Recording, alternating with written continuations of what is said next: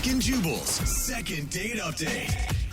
How do you do a second date update for a couple who's never been on a date before and never even met in person? I personally have no idea, but we're going to have to figure it out because that's what we've got today for today's second date update. Kristen is on the phone, and apparently that's her situation. What's up, Kristen? How are you? Hey, I'm good. How are you guys doing? Oh, you sound so chipper. Yeah. Well, I'm okay, but I'm actually a little bit sad because here I am. I'm having to do a second update. Yeah. All right. Never good. Your email said that you never actually met him in person and never went on a date. So tell us a little bit about the guy you want to call today. Well, his name is Thomas. We met online, and we were talking for about a month. That's a long time. It is a very long time. I mean, first of all, I have to tell you that he just looks so handsome. And even on the phone, like the tone of his voice, it just seemed like a gentleman, you know? And we just had like a really deep connection. Can I ask why you guys didn't meet up in that whole month-long period of chatting? We never were able to sync our schedules. And so we tried, but something always will come up, especially with his job.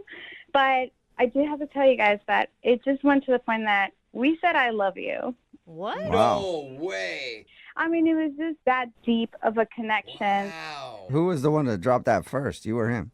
He did, but I said it man. back. I want to be happy for you, but I'm having all sorts of red flags. Like, Yeah. has he asked you for money is my first thought, because it feels like he's setting you up to take advantage of you for some reason. He's a gentleman. You know, we talked a lot about our lives and where we were in our lives, and we both really want a relationship and something serious. Okay, so you definitely liked him a lot then. Loved him. Yeah. Chills. Well, I know it sounds stupid to say I love you to somebody before you meet them, but, you know, once you say it, it's out there, you know? Yeah. And in the moment, it just felt right. And so did you guys ever try to meet up? We finally got to have this date, and we were going to have dinner at this restaurant, and I show up, and he never shows up. Oh, my gosh. Oh. How long did you wait before you realized he wasn't showing up? I was there for about 45 minutes. Damn. And I was texting him, and then finally he got back to me, and he said that he went to another restaurant that had the same name, but it was in a different town. What? He messed up the town location? Okay. I mean, at what point are you not going to believe this guy? He's either catfishing you. I could honestly see how that's happened. I only one time has it happened to me, but it's happened. Anything is possible, right? That's why I was thinking in my mind. But I also I was a little skeptical about it Yeah, of So course. why didn't he just say, wait there, I'll be right there? because he was too far. It was already too late. I'd been there for 45 minutes to an hour. So what'd you do next? I tried to look on Google, the restaurant on another city, and I couldn't find it.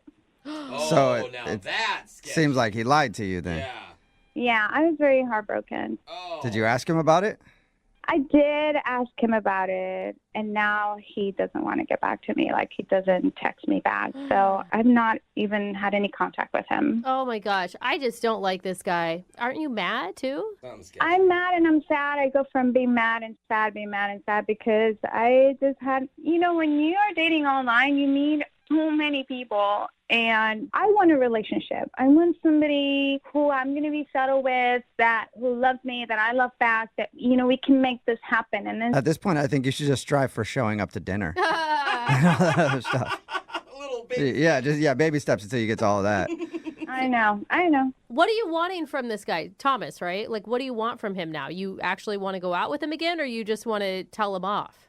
I want to hear his explanation first before I decide if I'm going to tell him off, because I really want to know what happened. I mean, he went from saying I love you and having this amazing connection to leaving me hanging and telling me a possible lie. So I just want an answer. Okay, well, we'll play a song and then come back and call him and get your second date update, okay?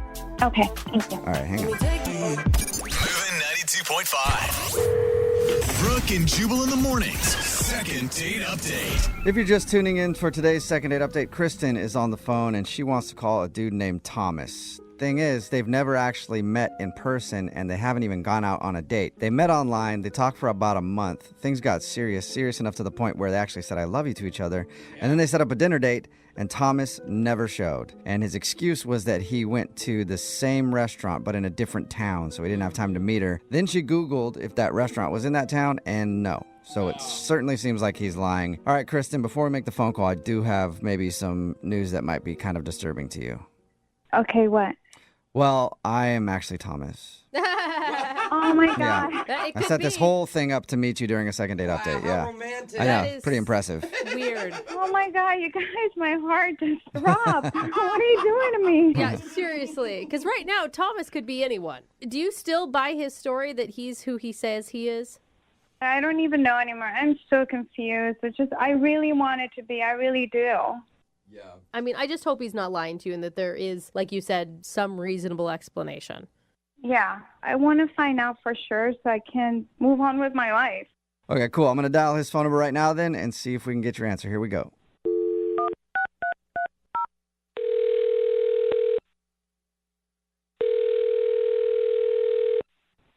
Hello? Hi, can I speak to Thomas? No, this is not Thomas. This isn't Thomas? This is Glenn. Can I ask who's calling? Yeah, my name is Jubal. I'm calling from Brooke and Jubal in the Morning. It's a radio show. Okay, hi. Hi. I was looking to speak with a Thomas. Yeah, no. Okay. Well, you said your name was Glenn? Yep, it is. Okay. Well, Glenn, let me ask you a question. Did you start kind of an online relationship with a girl named Kristen a little while ago? Sorry, what is this about? I knew it. That wasn't an answer to my question, Glenn. Yeah, exactly, Glenn. Well, the reason that I'm asking you, Glenn, is because Kristen emailed us because we do a segment on our show called the Second Date Update. That's where if you go out on a date with somebody and then they end up not calling you back after, you can email us and hopefully find out why. And she told us a little bit about meeting a dude named Thomas online and talking to him for over a month. Things got very heated to the point where Thomas and her were saying, I love you. And then there was supposed to be a dinner date, and that never happened. But strangely, the phone number that she gave me for Thomas is for you, and your name's Glenn. Oh, yeah. No, sorry, I was confused. I am Thomas. Yeah, Okay. right, Glenn, we know that you're lying. Just come out with it. Why are you leading women on and telling them I love you on dating apps and toying with their emotions? That really hurts people. I know it sounds like that. No, let me explain. So Thomas is my middle name, and I go by Glenn sometimes and Thomas sometimes. Okay, God, you're a but so good you're liar. admitting that you're the person that she was talking to. Yeah, no, I know Kristen, yeah. Yeah, Okay. wait. The Kristen that you were supposed to meet at the restaurant where you said you were in a restaurant in a different city, but then when she looked up that restaurant in the different city, that didn't exist? Wow, you know a lot about me. Yeah, I did try to meet her. Okay. I mean, it's kind of weird how honest you're being, because normally when people catfish somebody online, they would try to deny it. Well, it's kind of complicated. I guess you could call it a catfish, but it's not like that. Okay, know- well then can you Oh my try to gosh. explain it, please? So actually I've met Kristen before. What? You've met her before. You mean like you had seen her picture on the same dating app or something? Well, that, but also I've met her in person. She just doesn't know that I'm who I say I am or who she's been talking to.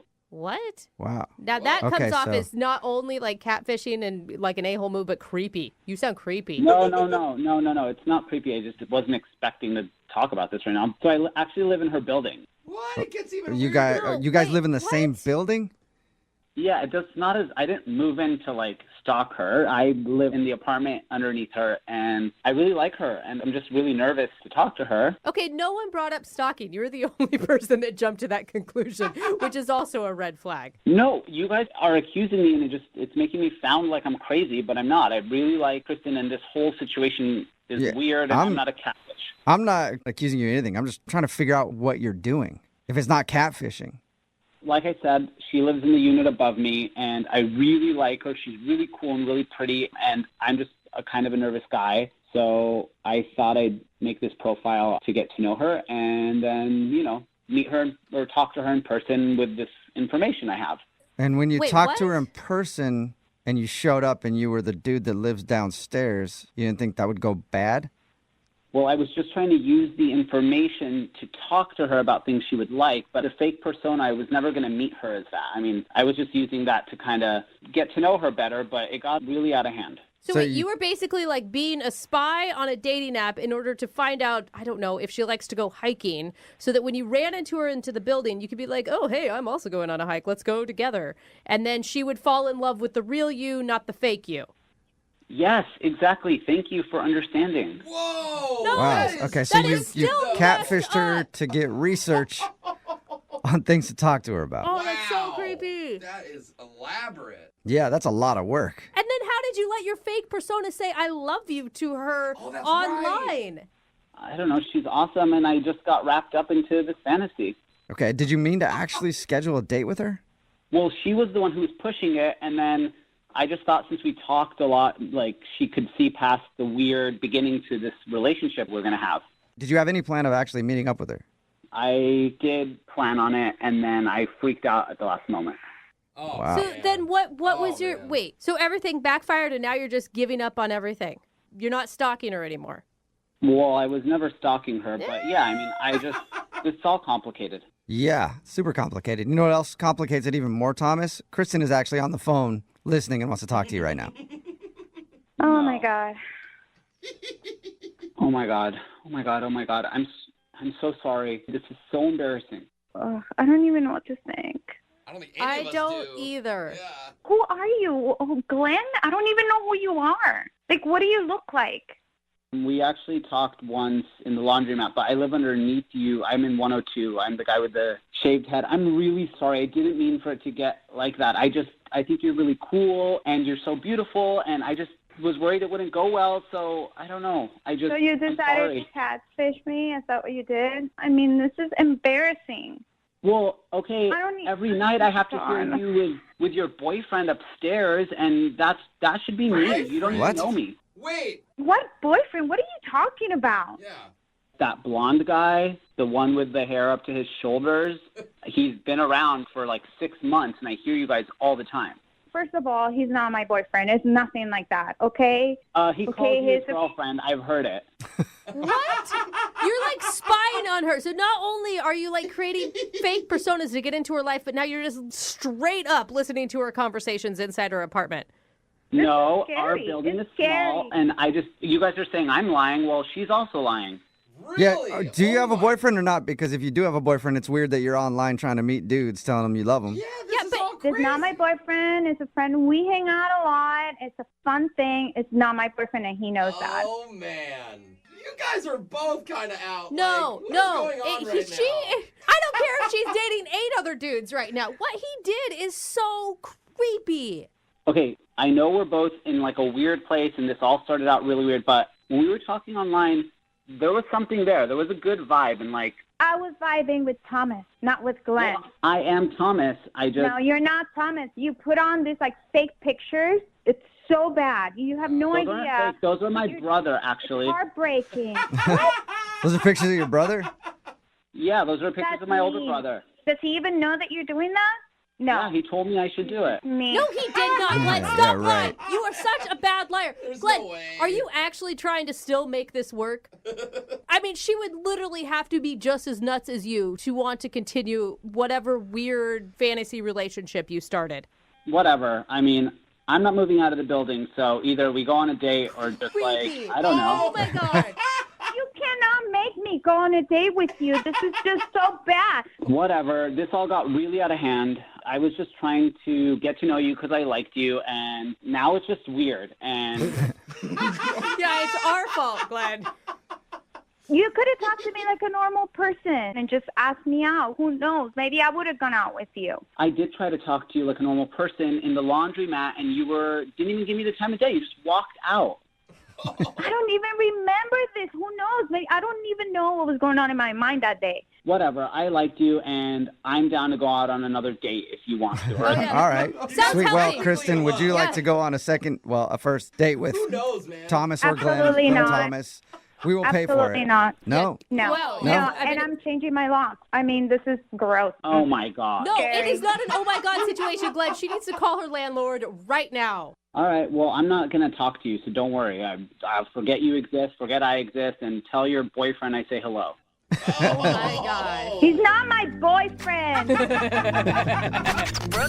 Text in at 78592 says, I hope Kristen moves. Yeah, I think everybody does. It's Brooke and Jubal in the morning. If you missed today's second date update, this girl, Kristen, met a dude named Thomas about a month ago online, and things got really serious really fast. They were even saying, I love you to each other before they actually met. Yeah. They set up a dinner date, but Thomas never showed up.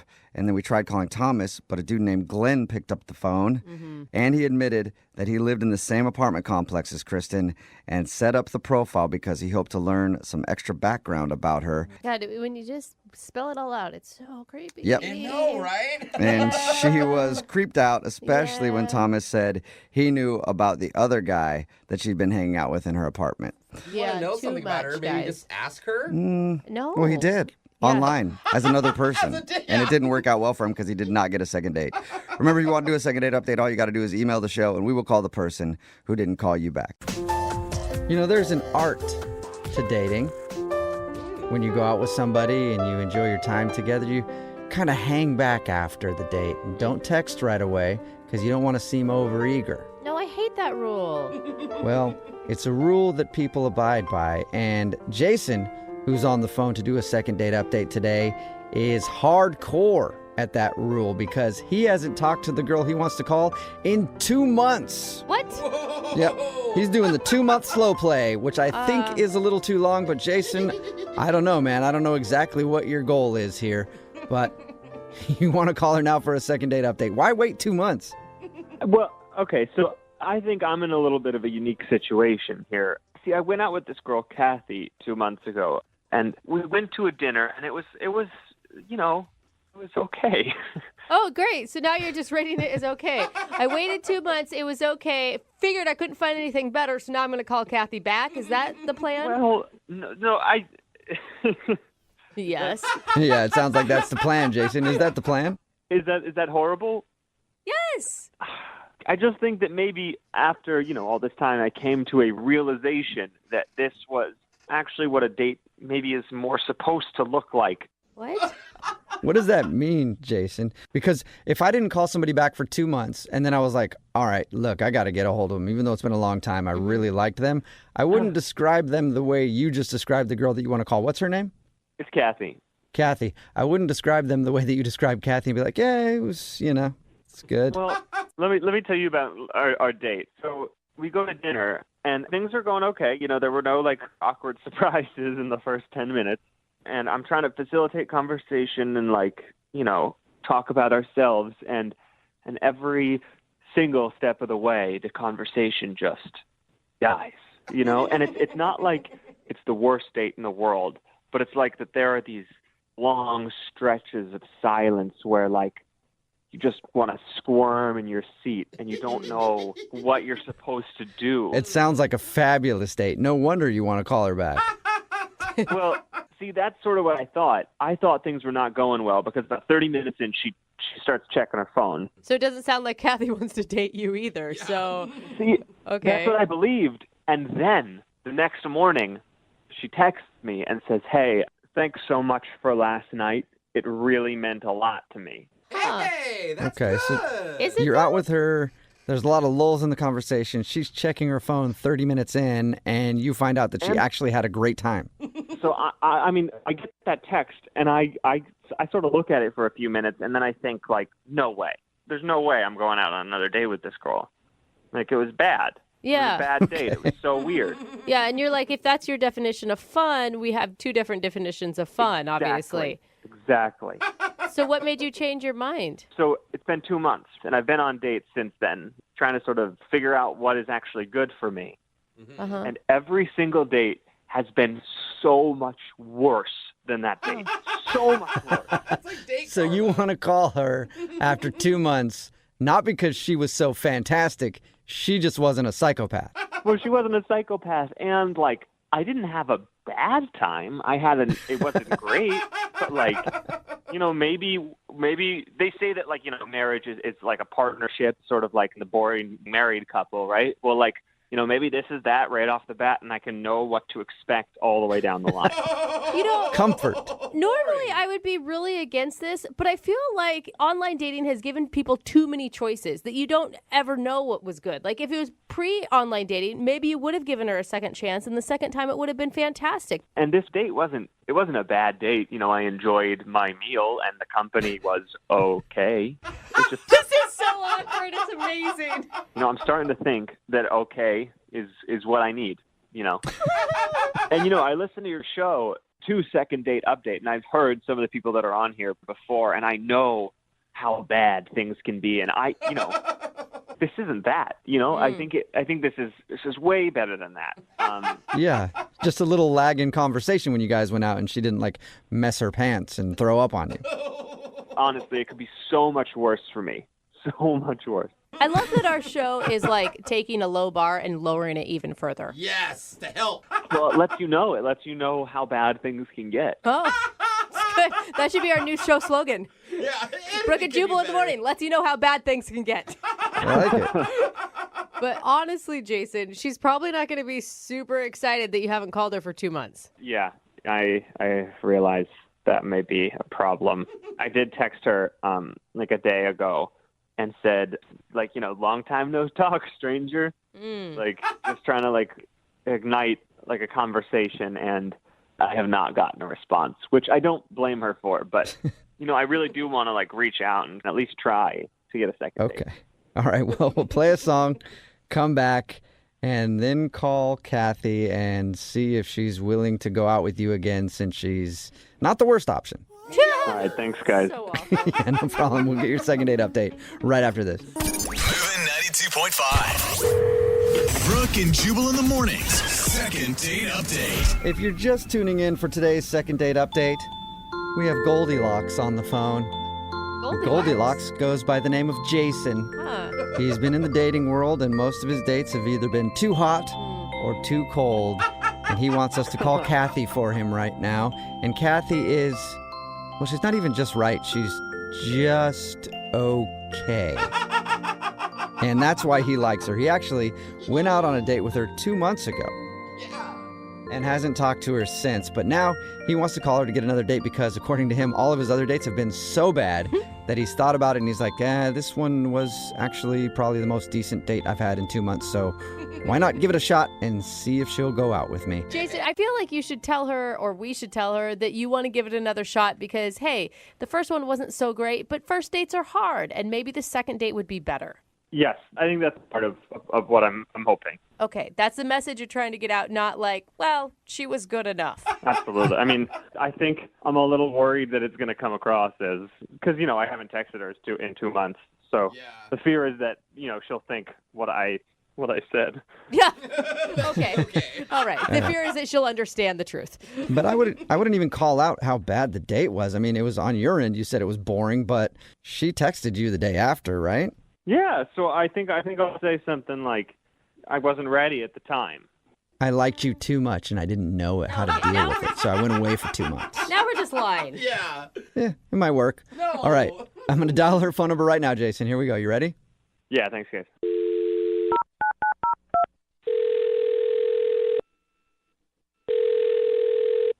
Hello, Hi, can I speak to Kathy, please? this is she. Hey, what's up, Kathy? How are you? This is Jubal from Brooke and Jubal in the Morning. From what? Brooke and Jubal in the Morning? It's a radio show? A radio show? What? Yeah, like the kind that you hear when you're listening to the radio, and then there are people doing a show on there. Good description. We do one of those. Yeah. Okay. And I'm calling you today because we actually got an email from one of our listeners about you. Okay. I know this is weird, but we do a segment on our show called the Second Date Update. That's where if you go out on a date with somebody and then end up not calling them back after, they email us to see if we can get you on the phone and find out what went wrong. Okay. Okay.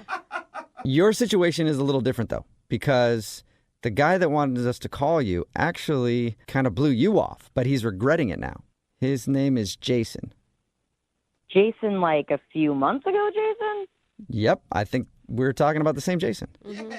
He's calling to get in touch with me now? Yeah, he emailed us and said that he really enjoyed your date and he doesn't really know why he took so long to get back to you, but he tried to text you the other day and now you haven't texted him back, so he thought he'd enlist our help to see if we could get you on the phone and find out if you would like to see Jason again or if you enjoyed your time with him. Huh, that's actually pretty funny. That was actually a pretty big night for me, weirdly enough. The date you had with Jason was a big night? Yeah, kind of. It's just weird that he's asking now. I mean, like, why wait like 2 months? That's okay. That's what we said. What was so big about that night for you? Well, honestly, that night I kind of came to the conclusion that I was more interested in women than men. Whoa, what? Oh.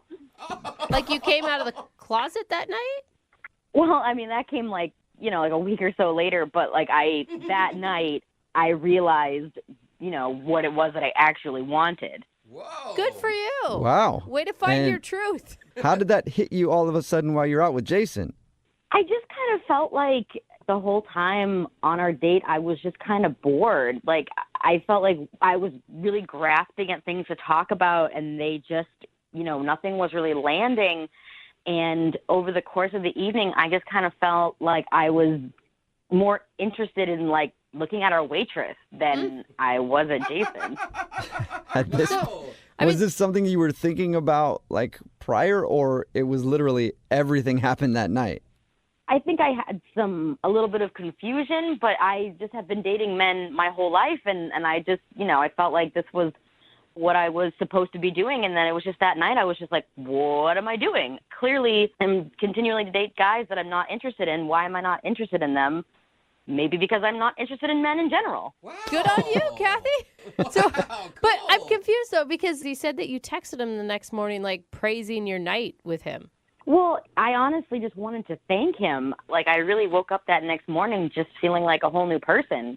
And I wanted to thank him because I feel like that was the turning point for my life. Like, I feel like I know who I am now.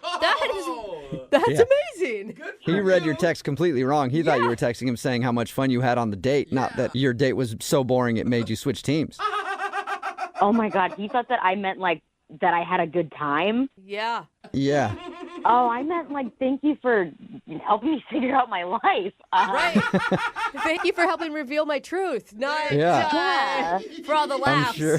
I'm sure he'd be shocked to know that that's what that text meant. And you might be shocked to know that he's on the other line listening and wants to talk to you. Oh, no. Jason? Yeah, shocked is an understatement, man. Jason, I'm sorry. I can't believe this. You're telling me that I, like, because you went on a date with me, you realized that, I mean, it's You're not not there's anything wrong with you. Well, there is. There's a big thing wrong. Well, there's a thing wrong with Jason. You've been with guys before, though. I don't understand why, why it was your night with me that changed everything. Like, what was I doing so wrong? No, you didn't do anything wrong. I think it was just a culmination of a lot of dating of men and realizing that I wasn't enjoying myself. And I guess you were just the last date that I didn't enjoy, that I kind of went, well, maybe it's because I'm not interested in men. Yeah, but then why would you text me the next morning? Like, that is only something that you would do if you were interested in me. If I recall, I texted you that, just thanking you for a great night. I didn't ask to see you again. I mean, you didn't text me back, so I figured, oh, great, we're on the same page. Yeah. That was still kind of a lie then, right? You didn't have a great night with me. What? Jason, are you actually butthurt about this? Yeah, of course I am. Like, I was not the reason that it was a boring date. I don't buy that as the reason she texted me that in the morning. I think she's, I think you're trying to get back at me, if I'm honest. Like, What? You think- Really? Jason, are you accusing Kathy of lying?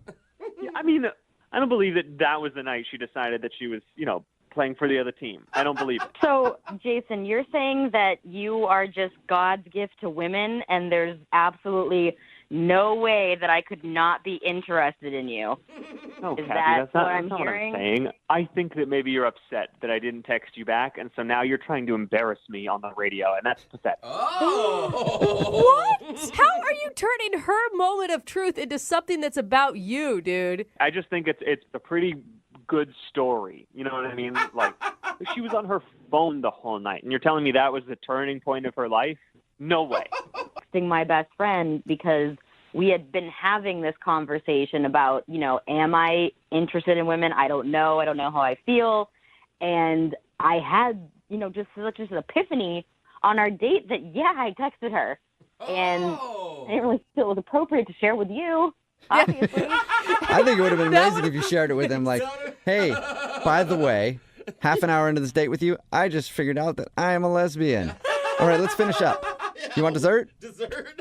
I mean, maybe he could have been my wingman for the waitress. I mean, I don't know. Yeah. See? All Jason, right, well, I mean, you guys could still be friends. You did help her in a big moment of her life. It was very pivotal. Yeah. Yeah, I can introduce you to some of my friends. Like, I'm open to that. Hey. well, Kathy, what would you say to going out on another date with Jason? We will pay for it. Would you go on a second date with Jason? I would say if he wants a wingman to help him find women and you guys want to pay for that, I would love to help him in that situation. So, Kathy, is that a no, or will you go out with Jason and help him find chicks? I mean, I do have some friends that I could probably set him up with. Hey. You're saying you might have some straight friends who would be interested in me? Yeah. Until they actually go out on a date, For Jason. now. I mean, honestly, at this point, I'll just take any date with anyone who wants to go out with me. Oh, my gosh, Jason. Well, congratulations, Jason. Really? Is that what it deserves? So You congratulations. might have got a second date. I hope I don't bring anyone else to any big realization on my next date. Brooke and Jubal in the morning. I did something the other day for the first time in my life. You apologized. No, never.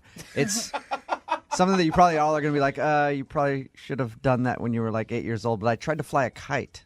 You've never done that? No, I've never flown a kite before. It And actually, explains childhood? so much about why you are the way you are. And now it makes it way creepier because I'm imagining you by yourself. with a bunch of little kids around me. Cool, it's in the air. It was hard. I couldn't get it to work. It was very frustrating. It was like a little kid's kite, and I was like, "I'll try this." And Really? first time ever. It's need- very difficult. You need wind. Well, there was wind. Oh, okay. And everybody else had their kite flying but me. And I was weird. like, no wonder I never did this. This is stupid. Yeah. I bring it up because Josh is on the phone with us this morning for the second date update, and Josh took his date kite flying. That's Wow, awesome. I've never heard of that. I That is love that as interesting. a date. How you doing, Josh? Hi, good. How are you? Good. I hear you're quite the kitesman. Is that what they call it? Kitesman, yeah, kind of, yeah. Okay. Do you do like tricks and stuff? I mean, are you an impressive? I'm serious. Are you an impressive kite flyer? Yeah, kind of. I am. I mean, it is a bit challenging, but it's kind of fun. You can make the kite sort of turn in circles, and Yeah. you do it just right, so it's really cool. Mine just hit the ground, and then I tore it up and threw it away. Tell us a little bit about the girl you want us to call today. Her name is Nicole. Yeah, it is. All right. And what'd you like about her? She was pretty, and we're kind of the same height, so that's kind of cool. I don't want to be the short guy because I kind of am short. Oh, okay. Okay. A little bit, but yeah, she just was really down to earth as opposed to my kites. So she was one of my coworkers, and Josh, did you? I don't really date a whole lot, so Yeah. Can I ask you a question, Josh? Did you just say down to earth, unlike my kites? yeah. Yeah. That's so wonderful. I was not expecting a kite joke this early in the morning. Thank you for that. I try. Did she seem to enjoy your kite date? Yeah, she did. I mean, I didn't really tell her that I was going to have a kite, but we met, and I had my backpack there, and I was like, "Oh, I have a surprise for you." And she's like, "Oh, what is it? What is it?" Excited, and I pulled out my kite, and so it was really cool, What was her reaction when she saw the kite?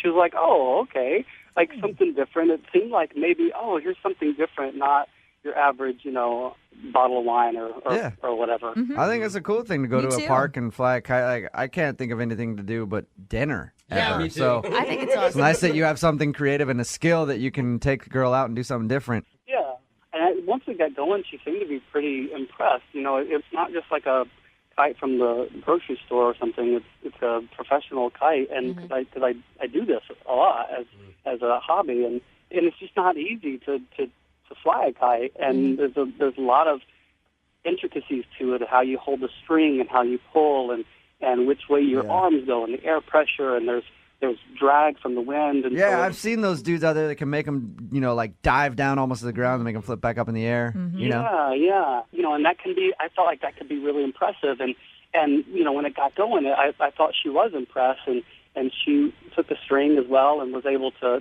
fly it and got it up in the air. And so it was nice interaction there. I felt like it was good to accomplish something. Did you stand behind her and help her guide the ropes? Yeah, a little bit. hold the string. He's Yeah, a I little did. shy about it. Yeah. How did everything end with you when the date was over? Did you guys do anything other than hang out and fly your kite? Well, we flew the kite, and then we just had a few minutes to sit down and talk, and time flies when you're flying a kite. There you go. There's another one for you. Yeah. Thanks. Time flying. Just killing it. So, she said that she had to go, and I just was like, hey, let's do it again. And she was like, oh, I'll see you later, or something like that. I don't know. I was so nervous. And then she left. Josh, how was the conversation? Because I'm not knocking you by any means, but I'm imagining you were really nervous. Yeah, I did fumble a little bit here and there, but listening to you guys, I try to take cues from the best, and you guys are so cool and witty, and so I'm trying to come up with good stuff to say. Well, that's nice of you, but I can't fly a kite, and you can. So I think that you've got one up on me there. A little bit, yeah. So, but she was nice. She seemed to enjoy the conversation. So, I mean, I felt like, second date. This has got to, it really does seem like that might happen. How many times have you tried to get a hold of her since you went on the date? Well, I've called her a couple of times, and I haven't left a message. I just want to talk in person to say, will you go out with me again, or say, I had a really nice time. Well, you could always leave a voicemail that just says, hey, call me back. Yeah, I thought about that too, and then, of course, I got nervous and hung up. So. Okay. All right. Oh, Josh. Well, we will play a song. Oh, goodness. Come back, call her, and get your second date update, all right? Okay, thanks. You're welcome, man. Hang on, okay? Okay. Moving 92.5. Brooke and Jubal in the mornings. Second date update. Josh is on the phone with us. He wants us to call a girl named Nicole. And Josh is quite the kitesman. Is that the right word, Josh? What would you call it? You're good at flying kites. Yeah, kitesman. Kitesman, you like that? Ah. I didn't even know if that's a word or I just created it, but I like it. I think that's the way you should describe yourself to everybody. I am a kitesman. Josh the kitesman is on the phone with us. He took the girl that he wants us to call this morning, Nicole, out on a date to fly kites. Maybe, Josh, maybe you're not as good at flying kites as you think you are, and it was a big turnoff for her. You ever think about that? I don't know what would be more disappointing. If she just didn't like you or if she just thought you were a bad flight kiter, which one would hurt you more? I know exactly. He's a horrible kite flyer. Why would I go out with him? Oh, Josh. Then there's nothing you can think of that happened on your date that was odd? I don't think so. I thought it went really well. Yeah. Josh, just because I like to prepare for the worst here, what is the worst case scenario for you right now? I guess maybe just rejection. I mean, cause I really like this girl, and it's been so long since I've had even a date, let alone a good date, and it would be certainly disappointing. But I am hoping for the best, Okay. Positive outlook, know. All right, we're about to call her right now. You ready to go? Yeah. Okay, I'm ready. All right, man. Good luck. I'm going to dial the number. Thank you.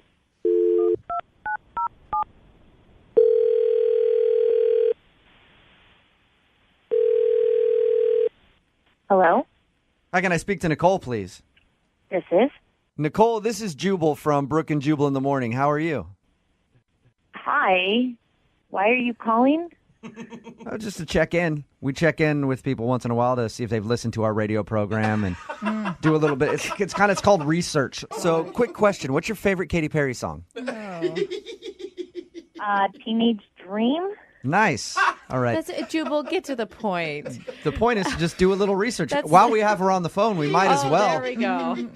Nicole, I'm actually calling you for another reason than to just find out your musical tastes and if you listen to our show. Oh, okay. You recently went out on a date with one of our listeners, and you've been blowing him off and not returning his phone calls, so he emailed us because he wants to know why. Okay, who is it? Well, I'll describe him, and I'll describe him with one word. A kitesman. He's quite the kitesman. Does that make sense to you? Oh, God. Okay. He likes to fly kites. His name is Josh, and he's a listener to our show. Emailed us to get a hold of you and find out why you're not calling him back. Oh. Was it the kite flying thing? You didn't like the way he flew kites? I feel bad saying anything. He's so nice. Yeah, but he's also the one that emailed us because he wants to know. Oh, God. Think about it this way. If he did something weird on the date or he's like doing something wrong on the dating scene, you could be the one to at least help him out and let him know and be honest with him if nobody else will be. Yeah. Okay, so you'll tell us? All right. All right. What did you not like about him? It's nice that he, wanted to do something different and it wasn't just a typical movie date. But he, kept talking incessantly about kites. And it was just... We talked to him on the phone because he wanted to tell us a little bit about your date. And, yeah, you can tell he's really, really, really into kites. And he's trying to share something that he likes with you, and he's probably just nervous, and, that's what he knows, so he's most comfortable talking about that. Yeah, I didn't know that, people actually flew kites and, knew the mechanics and the engineering and all this stuff about it. So it kept trying to, move us in a different direction, hey, you want me to go grab us something to eat? And he was like, no, there's more tricks I want to show you. He was trying so hard to impress you. So you're picturing if you went out on another date with him and actually started dating the guy, you'd play second fiddle to his kite, basically. You'll always be his girlfriend, but he's married to his kite. Come on. That's how you felt it would be like? Yeah. I mean, he was saying things like, this was the best gust I've ever seen. What? I didn't But couldn't you reply to that? And so I just didn't. But don't you kind of like a person who is passionate and can dork out about something they love? I mean, granted, he took it too far, but... No, I mean, I think it's great that he has passion. I just didn't connect to it. So it's not when someone's talking incessantly about a subject that you don't care about, you just want them to shut up. Yeah. It was like that.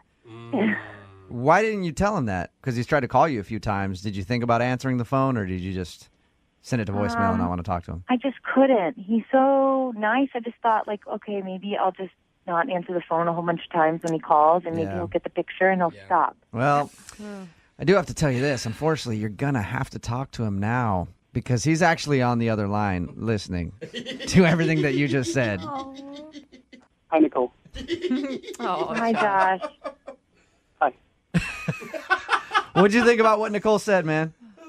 I'm kind of a little surprised. I thought we were having a really good time. I thought, teaching her something new was good, and that's kind of what, my friend sort of said, hey, you should try to teach her something new, and so that's what I went with. And Nicole, I just thought you had a good time.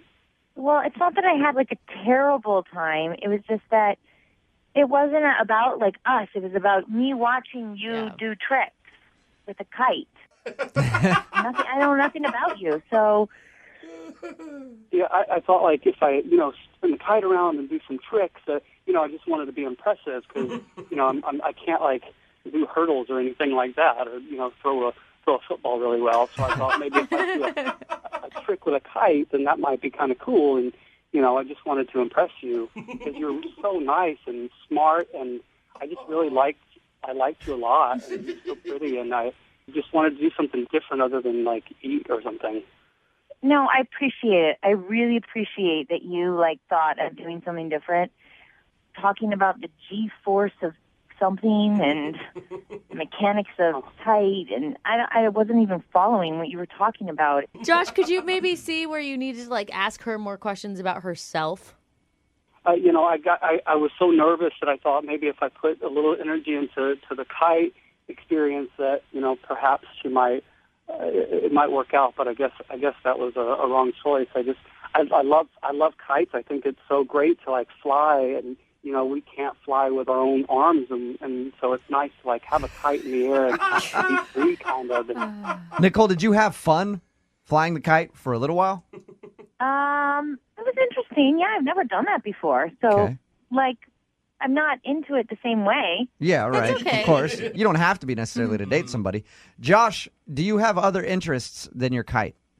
Yeah, I do, of course. I'm not closed off to one single thing, of course. Okay. I mean, kites are your favorite thing, but you definitely have... Kites are just, kites are my favorite thing, my favorite hobby. But I do like other things. Nicole, would you be interested in learning other things that Josh is interested in?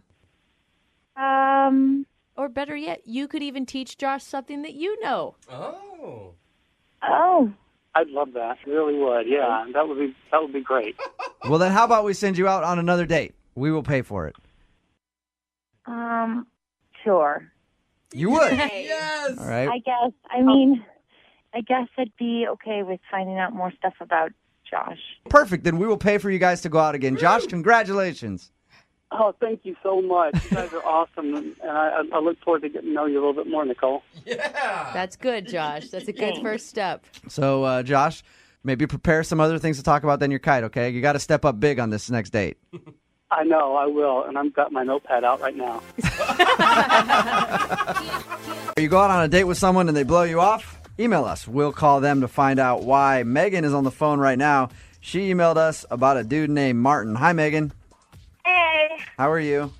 I'm good. How are you guys? Pretty good. Tell us about your date with Martin. Well, Martin and I met through some mutual friends, so, Okay. I kind of trusted them. Mhm. And he was really nice. He let me pick the place, and so I wanted to do something kind of fun and different, and I picked the crab pot. Oh, yeah. I love that place. Yeah. If you're not familiar, they bring your food and they dump it out on the table, and you just get to crack the shells open and eat it and just throw it all over the place. It's very nice. It's very caveman-esque. Yeah. Very manly. Yeah. You're going to be a big old mess later, and neither one of you has to care. So Yep. I thought, And you get to wear a bib, which is sweet. exactly. All right. Nice accessory. So did you guys have fun? Oh my gosh, we had so much fun. Just kind of giggly and flirty, and from what I thought, interested in each other. Okay, so how did the date end? He was just kind of like, I had so much fun tonight, and I said, I did too. Maybe we should do this again. Uh-huh. And then, I did send him a text a few days later because I hadn't heard from the guy. All right. That's And what did okay. your text say? Was it just normal, like, hey, what's up? Yeah, I just want to say, hey, hope your week is off to a great start. That's not bad. it. Okay. Yeah. And you haven't heard anything back from him? No. And you guys didn't share a last kiss or anything when you left? Yeah, he gave me a kiss on the cheek, which is always nice, and I think, that's cordial and like a gentleman. Mm-hmm. Well, and it's a good indication that he wasn't totally grossed out by you. I hope I didn't repulse him, but maybe I did. I mean, Can you think of anything awkward that happened on your date at all? not really. We were just having so much fun and smacking all the crab legs, and stuff was flying everywhere. It's always a good date when you're smacking crab legs. All right, Megan. We're going to call him right after this and ask him why he hasn't called you back, okay? Okay. All right, hang on. Moving 92.5. Brooke and Jubal in the mornings. Second date update. All right, Megan's on the phone with us right now. She emailed us about a dude named Martin. They went out to the Crab Pot. Again, if you're unaware what restaurant it is, that's where they pour the crab and everything on your table, and it's pretty messy. Megan, you haven't heard from Martin in how long? It's been over a week. Over a week. Okay. And you've only texted him once. Exactly. Just once, I promise. Are you ready to call him and ask him why he hasn't gotten back to you? Yeah, I guess so. Let's do it. All right. I'm going to dial him right now. You can jump in on the phone call whenever you want to, okay? Okay.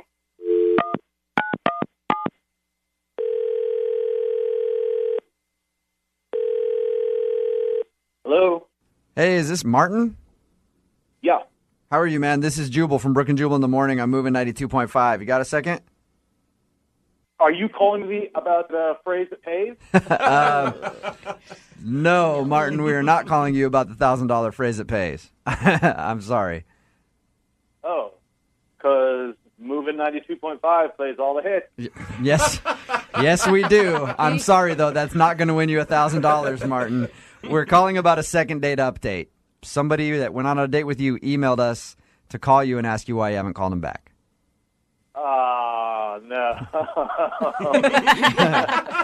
Kind of a bummer, isn't it? That somebody would be Megan, a girl that took you to a place called the Crab Pop. Oh, yeah. I remember that. Okay. Since your date, you haven't gotten back to her, and she's texted you once. Is there a particular reason why you haven't called her back? You know, I don't feel like I should say all this stuff on the radio. You know what I mean? Think about it this way, though. She emailed us to get an answer from you. So if it's something weird about her, she's kind of asking for it. Yeah, I mean, it's a little weird. It's like we went on one date. Like, we don't have to have like a whole breakup conversation But from Martin, one date. You know what I mean? The first thing you did was start laughing when you heard her name. And you went on one date, but she really liked you and wanted to go out again. So, I mean, you can at least tell her why you don't want to see her again if you don't want to see her. You might be helping her out for the future. All right, you know, if she's like calling into the radio station Right. because she wants to know this, then all right. Okay, so why didn't you call her back? So we go to the Crab Shack place, right? Yep. There's like newspaper all over the place. There's, you know, these like mallets you like hit the crabs with. Mm-hmm. Yeah, did you like it? Did you have fun? Not really my thing, honestly. Not really my thing. You know, I like knives and forks and All right. tables and things like that. Okay. But that's not the reason I didn't call her back. So what's the reason? I mean, she's a cute girl, nice little body, cute face, very feminine, but she's got man hands. What? They look like they should be like I don't know, catching footballs or something like that. And she's sitting across the table from me, and she's got she's like tearing into these crabs. Like, Thanks I for don't the know, like she's a Wolverine or something. Martin. Yeah. First of all, thank you for the visual. Secondly, Megan is on the phone right now and just heard that. You think I have man hands? Were you drunk? I do not have man hands. Are you kidding me? Listen, they Oh my gosh, you really didn't have the nerve to call me? Megan, what do you want me to do? Call you and say I don't want a second date because you have man hands? No, I mean, that's silly. You know, Be nice. like between Be that and the respectful. Crab Shack thing, you know. All right, so you just didn't have a good time on the date. You didn't really want to go to the crab pot, and you think she has man Oh, hands. that's so mean, you guys. Oh my, I don't even believe it. So, Never in my life have I heard that, Martin. Thank All you right. for making me feel just horrendous. Megan, Thank you. don't get a complex about it if nobody else has brought it up before. He may just be picky dude. Are you a picky dude, Martin? You know, maybe. You don't really want to be with someone, Megan, that's not attracted to all of you. And clearly he sounds like kind of a D-bag. I think so, and just rude and mean. And who would say that about somebody? He's just using it as an excuse because Martin doesn't really want to be in a relationship. You're right. This is my problem. I can't believe that I went out with someone who was so incredibly shallow. Of all features, you pick somebody's hand? You have hands like a linebacker, Megan. I don't know what to tell you. You have eyes like an insect. There you go. Girl, Megan. You guys sound like a good couple there. Yeah. Well, Megan, the bottom line is you found out now that you probably don't really sync up with him and you wouldn't have wanted to go on any more dates with him. Actually, yeah, and I'm so glad that he got that out, whether it was on the radio or not. I don't want to go out with someone so shallow. Okay. I bet there's a lot of men that enjoy women with strong hands. Yeah, absolutely. Yeah, she didn't even have to use her mallet. She just clawed the crabs Dude, open the you whole won't time. ever have to open a jar for her?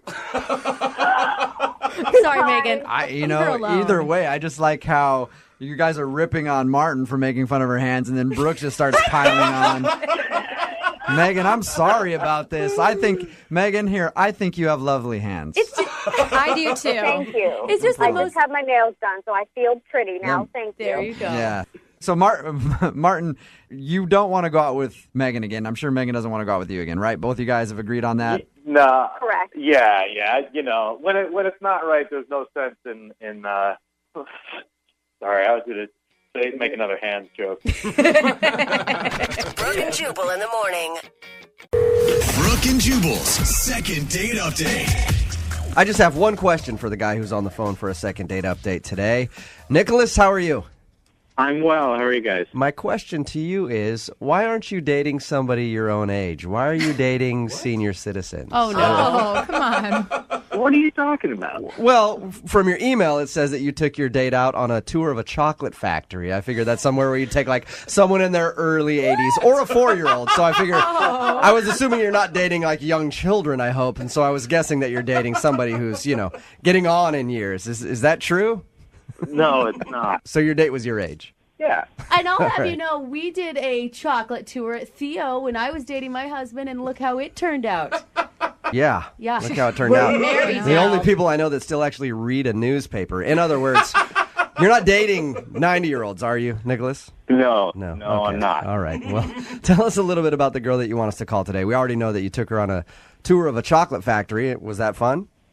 We had a great time. Okay. But we met when we were volunteering at a charity event. Oh, that's cool.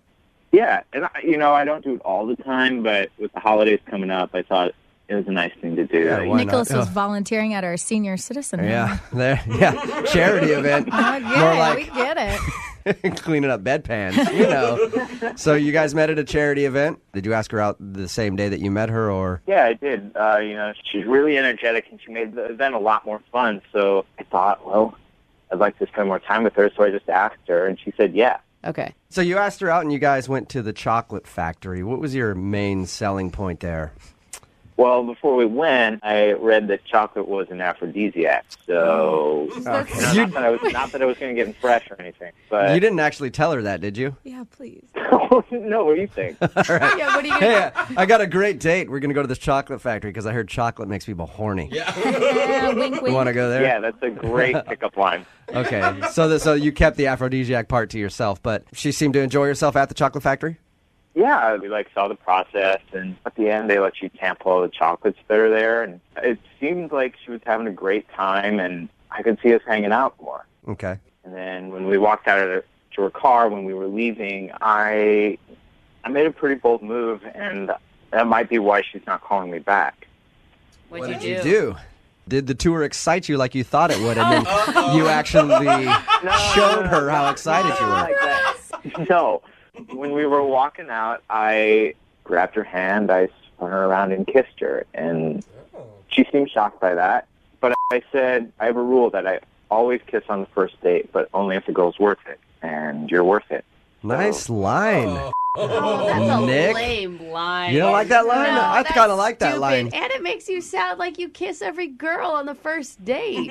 But only if she's worth it. I don't. I really don't. To me, it sounds the opposite, that you don't kiss every girl on the first date. I guess you know what, your line would have worked on me. You're not really my target audience. Hey, well, maybe you're dating the wrong kind of people. So you spun her around, you kissed her, and you gave her that line. And did she react in a positive way, or did she seem annoyed by that? Well, I asked her if we could hang out again, and she said yeah. Okay. She seemed really excited by it. So. What kind of kiss was this? Was this like a peck type of kiss, or was this full on, like, lasting a couple seconds? It was a big romantic kiss. It was like a movie kiss. I wanted her to remember it so I could get a second date out of it. Okay, and she agreed to hang out again. How long has it been since you heard from her then? Well, I've texted her and I've emailed her, but it's been 3 days. You said you may think that you maybe went too far with the kiss. Did she act like flustered, giggly? What was her attitude afterwards? But she was giggly. She was blushing a little bit, but it didn't seem, that didn't seem not normal. Yeah, I think she didn't like it. She wouldn't have told you that you guys would be going out again. She probably would have called the cops on you right then and there for harassing her. So she obviously wasn't that thrown off by your kiss. What do you think it is then? Why do you think she doesn't want to call you back? Maybe she didn't like the chocolates. I don't know. She She's doesn't mad about have the chocolates. any known chocolate allergy that you're aware of, right? I mean, that's the only thing I can think of. She's been in the hospital for a week straight because of a chocolate allergy. All right, well, we'll play a song, come back, call her, get her on the phone, and get your second date update, okay? Awesome, thank you. All right, and by the way, I'm still head over heels about that line that you used. Use it all you want. No, I want you to use it on me, Nick, if this second date doesn't work out for you. All right, hang on. Moving 92.5. Brooke and Jubal in the mornings. Second date update. All right, Nick, here we go. You ready to call Rachel and see why she isn't getting back to you? Yeah, I am. You know what, I was thinking about it. And your whole dating experience proves to me that you just cannot please any woman out there, okay? Either you don't kiss them on a first date and they think that you're a puss, right? Or you do kiss them on a first date and they think that you're too forward. That's why, Nick, I don't even think we should do the second date. I think you need to start dating dudes. And me and you need to go out. Hey, that line that he had on her, really. It worked, dude. It worked with me, man. What do you think? Let's just blow this whole second date thing off and you and I go out. Yeah, I'm not feeling it, man. All right, well. Strange. Now I'm let down. All right, if you're just tuning in for the second date update, Nick wants us to call a girl named Rachel. They went to a chocolate factory, had a tour, enjoyed themselves. At the end of the date, though, what he thinks might have gone wrong is he grabbed her while they were walking in the car, just turned her around and kissed her, and used his little patented line on her. What's that line again, Nick? I have a rule that I always kiss on the first date, but only if she's worth it. But only if she's worth it. And then you do the shooter hands at her. You're worth it. Wink. Yeah, I just want to put. I don't do that. I just want to put that one out there. Oh, okay. No shooter hands. You just say it. Hey, he's texted her a couple times. Hasn't heard anything back. All right, man. I'm going to dial the phone number right now, see if we can get her on the phone, and find out if that's what you did wrong, okay? Thank you. Okay, here we go.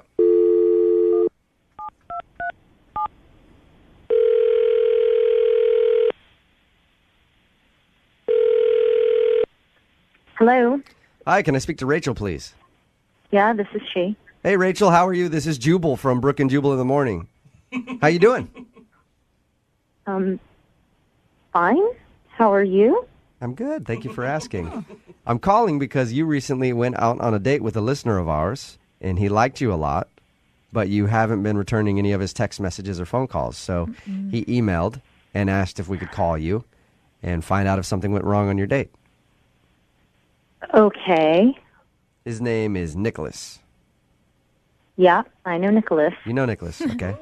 Well, we talked to Nick about your date. He told us that you went to the chocolate factory and all that good stuff.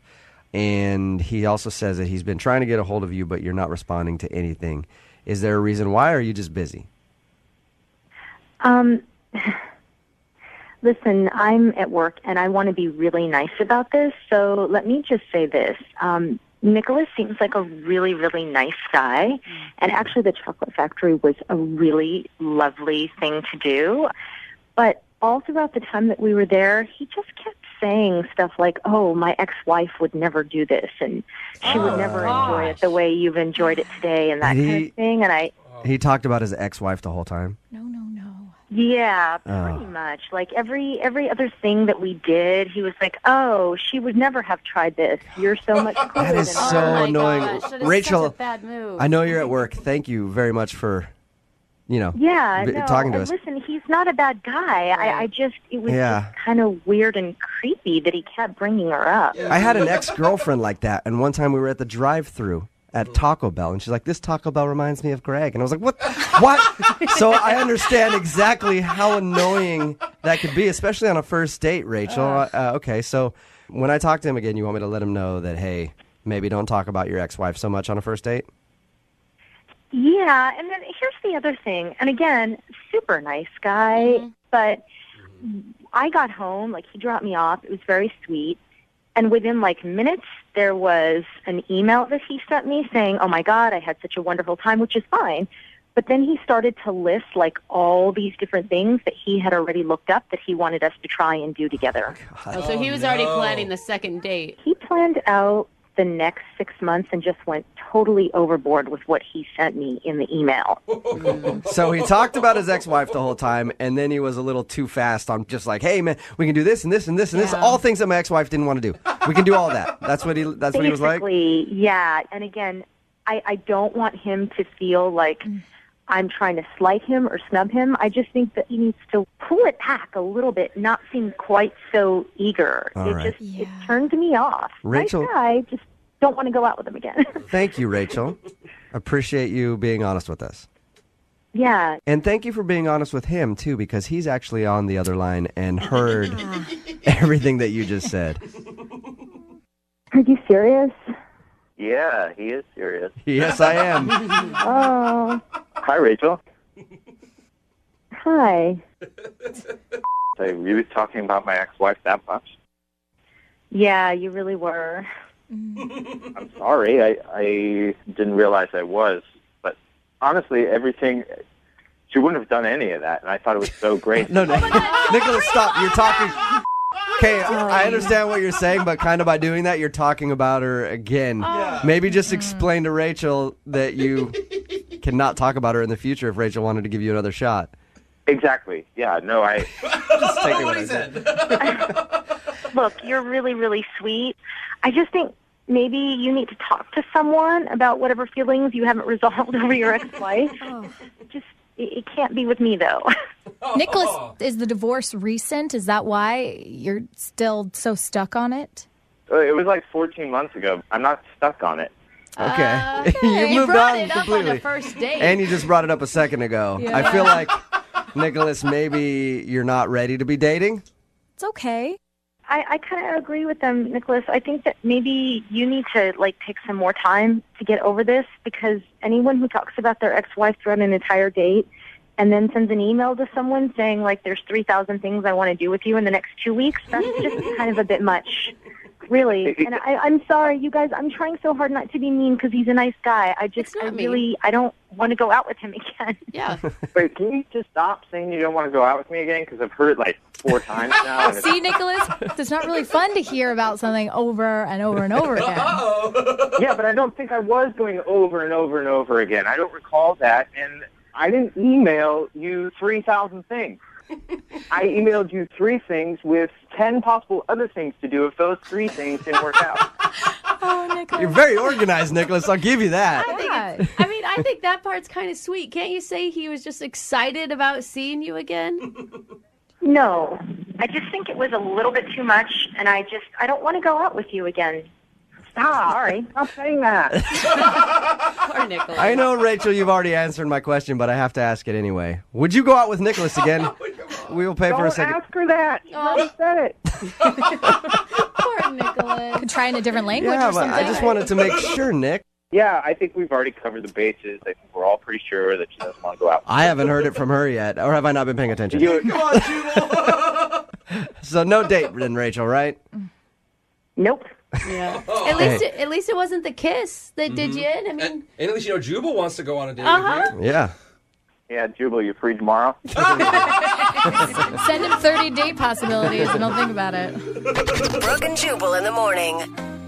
I'm not even sure today's second date update qualifies as a second date update, since Randall, the guy who's on the phone and wants us to call a girl this morning, actually went on 2 dates already with the girl that he wants us to call. Oh. 2 dates in the same day. Actually. Same day? Yeah. Randall, what's up? How are you? I'm good. How are you all? Good. Now, your email said that you went on 2 dates with the same girl in the same day, and now she won't call you back. How do you even go on 2 dates in the same day? Well, it's kind of funny. Obviously, you don't hear about that quite a bit. I went out on this blind date with this girl named Abby. We met in the morning, which is a little weird, but that's kind of the time that we both had available. So how early in the morning? Like, she was getting ready to go for work, and you were outside her door going, "Hey, I'm Randall. Nice to meet you." Or did you guys plan for this? Exactly. I had a boombox over my head and everything. We planned for it. Okay. We met down at Starbucks. Got a coffee, 9 in the morning. was this before work and everything? Yeah. She, I think she had to go someplace, and I had to go to work about 10. So just met for a real quick coffee. Okay. I don't usually go on blind dates. I find them kind of weird. Was this a true blind date, or did you check her out on Facebook and stuff beforehand? Well, Yeah. So you knew what she looked like, at least. I did, and that's why I went. So- because it's like, oh, she's cute, so Yeah. I have to trust my friend's recommendation a little bit, So Okay, so coffee was cool, and then absolutely, we had our coffee, and I wanted to see her again, sort of as soon as I could. So I went for broke and asked her if she wanted to go and get some dinner later that night. so tell us about how dinner went.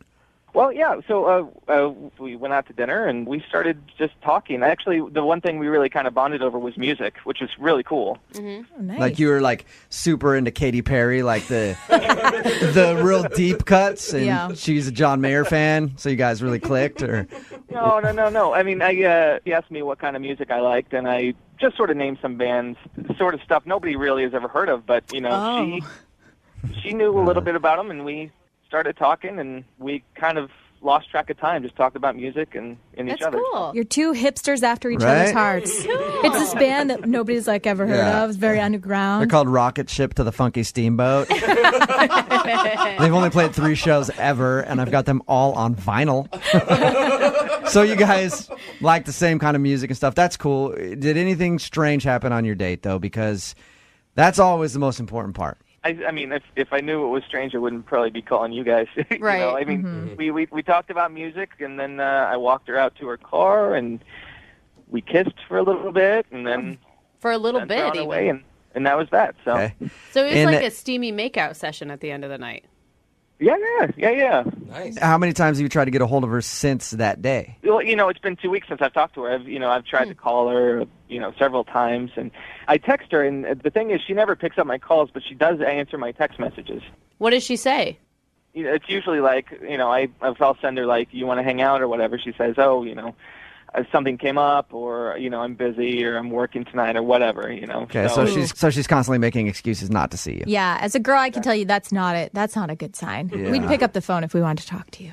I mean, I want to see her again, but I just don't know if I did something wrong or whatever. I do want to thank you for your email. Yeah.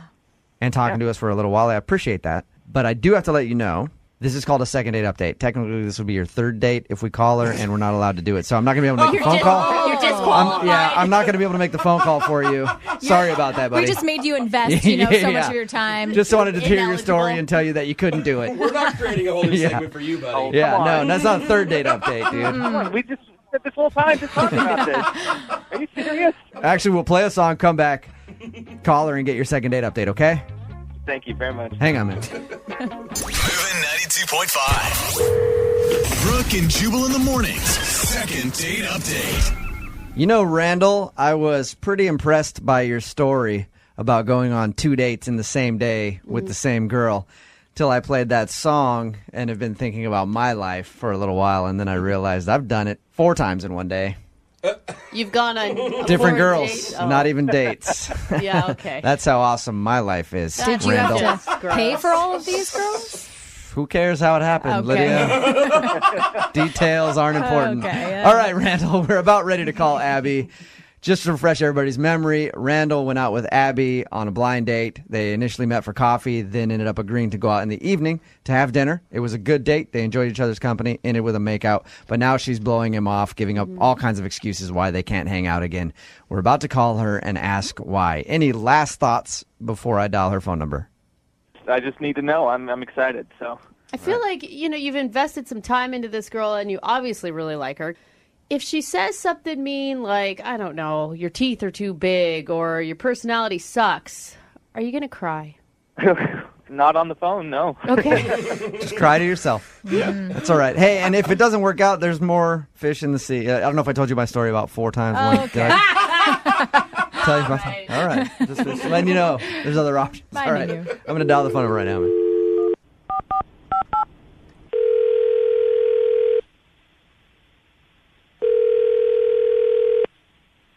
Hello? Hi, I was looking for Abby. Hi, it's Abby. Hey, Abby. How are you? This is Jubal from Brooke and Jubal in the morning. Sorry, you're from where? Brooke and Jubal in the morning, the radio show. Oh. Have you listened to us before ever? Yeah, I listen to you guys all the time on 90.9. No, that would be a different morning show. We're on 92.5. Close okay. though. People get it confused all the time. It doesn't matter. We get text messages from people listening to different shows. We are on 92.5 though. We do a segment on our show called the Second Date Update. I don't know if you've heard of that or not, but what it is where if you go on a date with one of our listeners, they email us to call and ask you why you're blowing them off. A guy named Randall recently emailed us about you. Okay. Randall said in his email that he enjoyed your date very much, told us how you met for coffee and then went out later in the day for dinner and seemed to have a great time. He's been trying to ask you out for a while now, and you keep giving different excuses as to why you can't go out with him. Our job right now is to ask you if there is any particular reason that you don't want to see Randall again, because he feels like you're blowing him off. Well, I have been really busy lately, but Come on. Now you're blowing me off. That's an excuse. All right. You know you'd make time if you really liked him. no, I mean he's nice. I don't know. Are you blowing him off, Abby? Well, I'm not in touch. I'm not. Abby, it's okay to say yes if you're blowing him off. He just wants to know. Okay, yes, I don't want to go out with him again. There you go. Okay. It was easy. And is there any reason why? We have a mutual friend who set us up, and then I got a phone call from my friend the next day, and she said that she had talked to Randall, and he had said some stuff to her that kind of just set off alarms for me, you know? He said stuff to your friend about you that set off alarms? She told me that Randall got, I guess, excited about seeing me again. And apparently, like, that night, he went home and bought, like, $1,000 worth of concert tickets for us to go see some shows. Like, what? Yeah, like $1,000 Like worth of how concert many tickets. shows? Like Is planning- he planning on like 6 months of concerts together? Like basically he planned future dates. Yeah, I don't know how many shows it was, but I just know that he told her that it was like $1,000 worth of tickets. And are you sure that he bought him like as dates for you two? Yeah, that's what she said. That's aggressive. Is it- I can see like, hey, I'm going to buy a couple tickets to a show, hoping that she'll say yes. Yeah. If she doesn't, I'll give them to a friend or something exactly. and then stay home and remind myself what a horrible person I am that she didn't want to see me. So your friend said that he shared with her that he bought $1,000 worth of concert tickets for future dates for you guys after one date. Yeah, and it kind of just creeped me out a little bit. Like it was really Yeah. intense, really fast. Abby, thank you very much for giving us that information so that we can tell Randall about it. No, I don't want him to know about that. I just told you guys because you asked. Well, I kind of have to tell him, though, because that's the whole idea behind the segment, you know, is so that he can know what he did wrong. I mean, but I don't want to embarrass the guy or hurt his feelings or anything. Yeah, I mean, well, but all right, how about this, Abby? How about we just bring him on the air and you can talk to him because Randall is actually on the other line. Are you serious right now? Yeah. Oh my God. I told her in confidence. And then she went ahead and told you about this. Is that right? This really feels awkward. Listen, that's not like what it sounds like. I wasn't going to just like show up at your house with an armful of concert tickets and just be like, hey, I have the rest of our life planned out. No, Yeah. That's not it at all. That's what it sounds like. Just going to like parse it out. We had such a good time, and these bands are going to be in the area in the next couple months. I just figured get them before they sell out so we could have something to do if we wanted to go out again. I spent one day with you, and now you're planning like months of dates. I mean, I don't know, it just like set off alarms in my head, you know, like just makes me think, I don't know, I don't want to get involved with that. I don't know. I don't have like a doll made, you know, in honor of you or anything like that. So you did spend $1,000 and buy a bunch of tickets for shows coming up to take Abby to? Yeah, I did, but again, you know, it's parsed out over several months, not like Right. over the next 2 weeks we're going on a cruise to do whatever. And I mean, Randall, you would have bought them regardless. It's not necessarily for you and Abby. Like, Well, I did buy them for her and me. But we had a whole conversation about every one of these bands. I went, I looked, they're all coming to Seattle in the next couple months. So I figured, why not get on top of it and get the tickets before they all sell You know, out? I don't have that much of a problem with it, Randall. I actually think that's kind of cool. Like, I mean, most girls always complain that you don't try hard enough and you don't go out of your way. He's already planned out the next, like, 17 dates they're going on. It wouldn't creep me out if we had been, you know, going out for a few months or so, but we went on one date. No. We went on 2 dates. We went on 2 dates in the same day. That's sort of one date, like a coffee meeting and then dinner. That doesn't really count. Wait. You know. We went on 2 dates in the same day, and yet it's too intense that I bought you tickets 2 months in advance? I thought dinner was a fun impromptu thing, but I wasn't looking for something so quick, you know. Right, so food but not entertainment. Okay. Abby, he didn't tell you about it. You found out from his roommate. He wasn't pressuring you to go to all of these things. I think it's like a thoughtful thing. I can see that, but the way it came up, she told me anyway, and I don't know. I don't really want to go out with him anymore. Yeah, but how she told you? How is that my fault? That's actually a good point, Abby. Randall might have kept it a secret from you and just had these tickets and was like, every once in a while would invite you to a show. And then it would seem sweet. Yeah, your mutual friend, kind of sold him out and made him sound like a psycho. Well, he spent $1,000. Yeah, but maybe the friend was worried. I mean, maybe the friend's telling you because it is a red flag. I think she got the same red flag that I got when she told me. I mean, she wouldn't have told me for no reason, you know? All right. Well, I'm on Randall's side here, Abby. I got to tell you, and I would love for you to go out with him again. I will pay for you to go on a second date with Randall. Come on, Abby. If you will. I'm sorry. I just don't know if I want to. Are you sure there's nothing I can do to get you to go out with Randall again? No, it was just too weird. It's like, look, I mean, what do you want me to do? I can back off. I can take it slowly. That's fine, okay? This is just sort of, I got overexcited a little bit, okay? Let's just try again. Can we go out again? So he dials it back, Abby, a little bit. You don't have to go to any concert. Yeah, no shows, nothing. We'll pay for you guys to go on a second date. I just feel like I'm being pressured by you and then by everyone. I just don't know if I feel comfortable, and I don't think I want it. All right. You know what I think is bullshit, because I've already spent like $1,000 in gift cards for dinner, and now you're not going to use them. Brooke and Jubal in the morning. Johnny Knoxville here. Check. Brooke and Jubal's second date update. Today's second date update might actually be illegal for us to do in some states. I'm not really sure. no. But Ilana, who's on the phone for a second date update, said she met the dude she wants to call at their family reunion. Alana. So, Ilana, you've got to explain that before we get into anything. Sure. Well, it was at my family reunion, but it wasn't a family member. It was a catered event. You know, my family's all fancy like that. So he was on the catering staff. Okay, good. Usually when you say, like, I met this great dude at a family reunion and we're going on a date, it's not a good thing. He's only my cousin. It's Yeah. no big deal. Yeah, not as creepy as it sounds, I promise. Okay, my so God. he was a catering guy. What's his name? His name is Jeremy. Oh my God, were you getting ridiculed by your family for, I don't know what you were doing with the catering guy, but obviously talking to him a lot. Well, I wasn't talking to him, but I was talking about him because I thought he was super attractive. Like, right when we got there, I was like, oh my gosh, that guy is so cute. And I told my mom that he was super attractive. And your mom was looking at your cousin. She's like, yeah, he is. And you're like, no, the caterer. Not my cousin. Let's get that straight. Wait, so did your mom encourage you to pursue hot catering guy? Yes, to the point where she actually went up to him because I was too embarrassed and told him to ask me out. Oh, really? embarrassing. No, were you okay with that or were you mortified? I was mortified, obviously. I thought it was so embarrassing. And, you know, of course, I had that mother-daughter moment of being like, Mom, are you kidding me? And I was so mad at her. Yeah. But then, actually, at the end of the night, he came up to me and he asked me out. So... Hey, it worked. Oh, it worked, yeah. Yeah, and your mom wasn't holding a gun at his back, right? I hope not. So what'd you guys do when you actually did go out?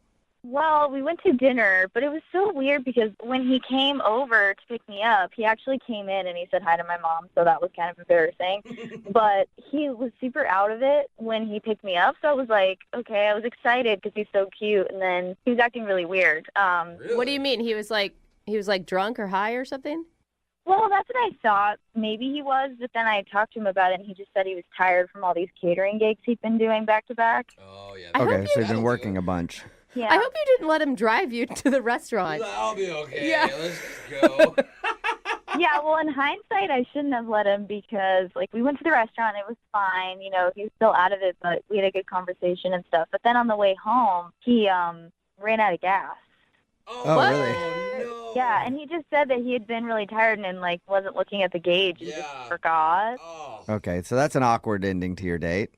Yeah, and what's even worse is I had to actually call my mom to come get me. Oh my gosh. So wait, you like this guy still after all this? Yeah, I do. I mean, I thought maybe he just had an off night, and honestly, I just kind of feel bad that my mom's been so involved. So I don't know if that's what's going on, but, like, he won't call me back, so... Did you tell him that you lived with your parents? No, he didn't know until he came over. Ooh, Oh, maybe okay. that was it. Yeah, that could be a deal breaker for some people. Still live with your mom? Red flag. Yeah, maybe. I don't know. But I don't know. We had fun. And he's the one who didn't get gas. That's not your fault. What was his attitude towards your mom? He liked her. Okay. Did it seem like he liked you? To me, it did. But, sometimes we aren't good at gauging these things. Right. Yeah. And I guess if he was tired from work and stuff, maybe it was even harder to tell. Exactly. I wasn't really sure what was him being tired. And So when your mom came to pick you up because he ran out of gas, did you guys end with a hug or maybe like a little kiss or something? Or did you just get in your mom's car and bounce? to be honest, I was mortified. So I just said bye and got in the car. So wait, hold up. You guys left him stranded with no gas on the side of the road? Like your mom and you didn't go get him gas? Well, he had already called AAA and they were there, so. Okay. I didn't really want to wait with him because he seemed really embarrassed and it just was awkward. Yeah. I was like, I'm going to bounce. All right. How many times have you tried to get a hold of him since then? Probably 6 to 8 times. Wow. Dang. That's a lot. It's been a week. Like a week. And have you gotten any response from him at all? No, I just think he was really embarrassed by how the night played out, and I just want to give him another shot. It didn't look good on him, but I feel like he might not know that it wasn't a big deal to me. Okay. So you pretty much want to try to get another date with him so he can have a redo. Yeah, both of us, Okay. Well, we'll play a song and then come back and call him and get your second date update, okay? Okay, thank you. Yep, hang on. 92.5. Brooke and Jubal in the mornings. Second date update. You know you've had a bad date when your mom has to come pick you up at the end of it. Brooke and Jubal in the morning. And today's second date update, Alana is on the phone. She met a dude named Jeremy at her family reunion. Relax, wasn't a cousin. He was a caterer. And they ended up going out to dinner. And on their date, she said everything went fine. But at the end of the date, when they were driving home, he actually ran out of gas. And while he was waiting for AAA to fill up his car or whatever, her mom actually came and picked her up and took her home. And now she hasn't heard from him. So we're about to get him on the phone and see if we can find out well, we know what went wrong, but what else went wrong on their date maybe. All right, Alana, are you ready to call Jeremy? Yeah, I am. I just feel like he may be scared by your mom. Like your mom pressured him into asking you out. Your mom was there when he picked you up. Your mom came and picked you up from the date. Like, are you always that attached to your mother? I mean, I don't really think that that's it. I think he just is embarrassed. I bet he's just home, freaking out about it and just feeling like the date went really bad. And I just want him to know that I'm going to give him another shot. That's nice. Yeah, if I failed that badly on a date, I'd be thinking about it. I'd be like, damn, man, I was so tired and then I ran out of gas. I can never call her again. But you've called him 6 to 8 times. I think that would be sign enough that you don't care. Yeah, but the damage is done. I don't know. I think it's worth another shot. I really do. All right, well, I'm going to dial his phone number right now and see if we can get him on the phone. Here we go.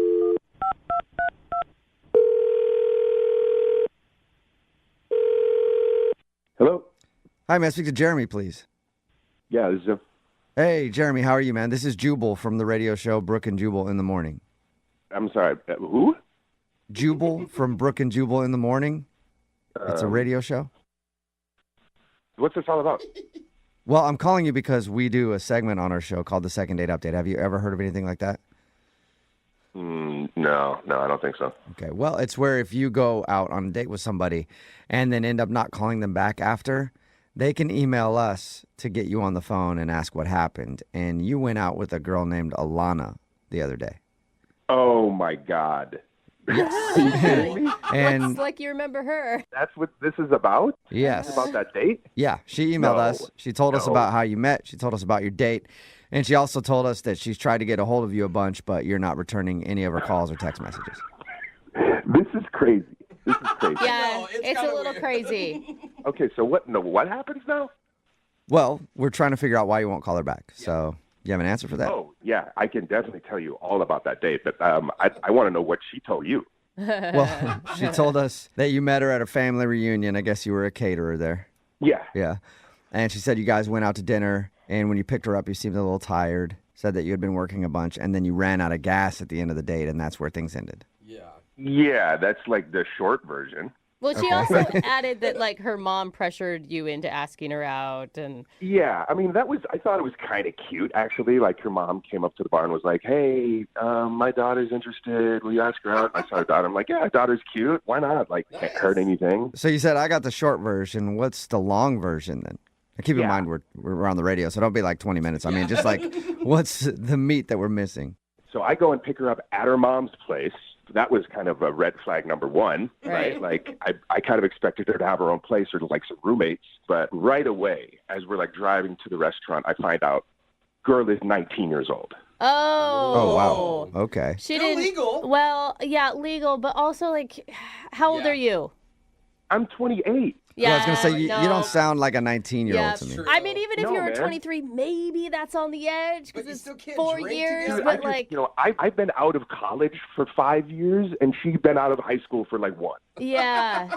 Okay, So so when already she's a little young, you're feeling like. Yeah, she's cute and everything, but like that might be why I was out of it. Like, I was a little shocked and like, I'm like, what have I got myself into? Right. So like, yeah, I mean, and then the whole running out of gas thing, I was borrowing my roommate's car, dude. Like, I didn't have a car at the time, so I borrowed my friend's car. I didn't think to look at the gas gauge, and he like hands me the car. He's like, yeah, sure, go ahead. Not telling me it was on empty. Okay. By the time I saw it, it was too late. Running out of gas, like, it's already awkward. I'm just like, can this thing end already? This is the kicker. This is what really gets me.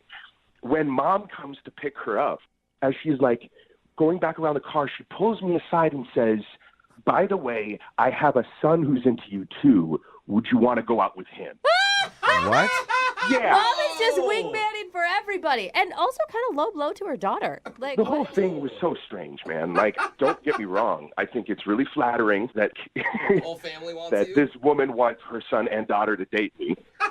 But it's just, first of all, I don't really go that way. And secondly, like, it's just the whole thing kind of creeped me out a little bit. Yeah. Her mom, I think her mom wants to date you, and she's just like, one of my kids is, I've got to see you around the house is what I want. I bet her mom is closer in my age. Oh my God. Probably. Would you ever consider dating a 19-year-old? Would you ever consider dating a 22-year-old guy? I don't know how old her brother is. I'm just guessing his age there. I have no idea either. Well, Oh my God. Jeremy, I do have to let you know that Alana is actually on the phone and wants to talk to you. Oh my God, no. Oh Yep. my God. Yeah, I think it's just her. I don't think her brother's there, but Alana, are you still there? No, oh my God. I feel sorry. I feel bad now. I just don't know why my mom would say that to you. Like, did she really say that? I just, it's not something she would say. Believe me, why would I make that up?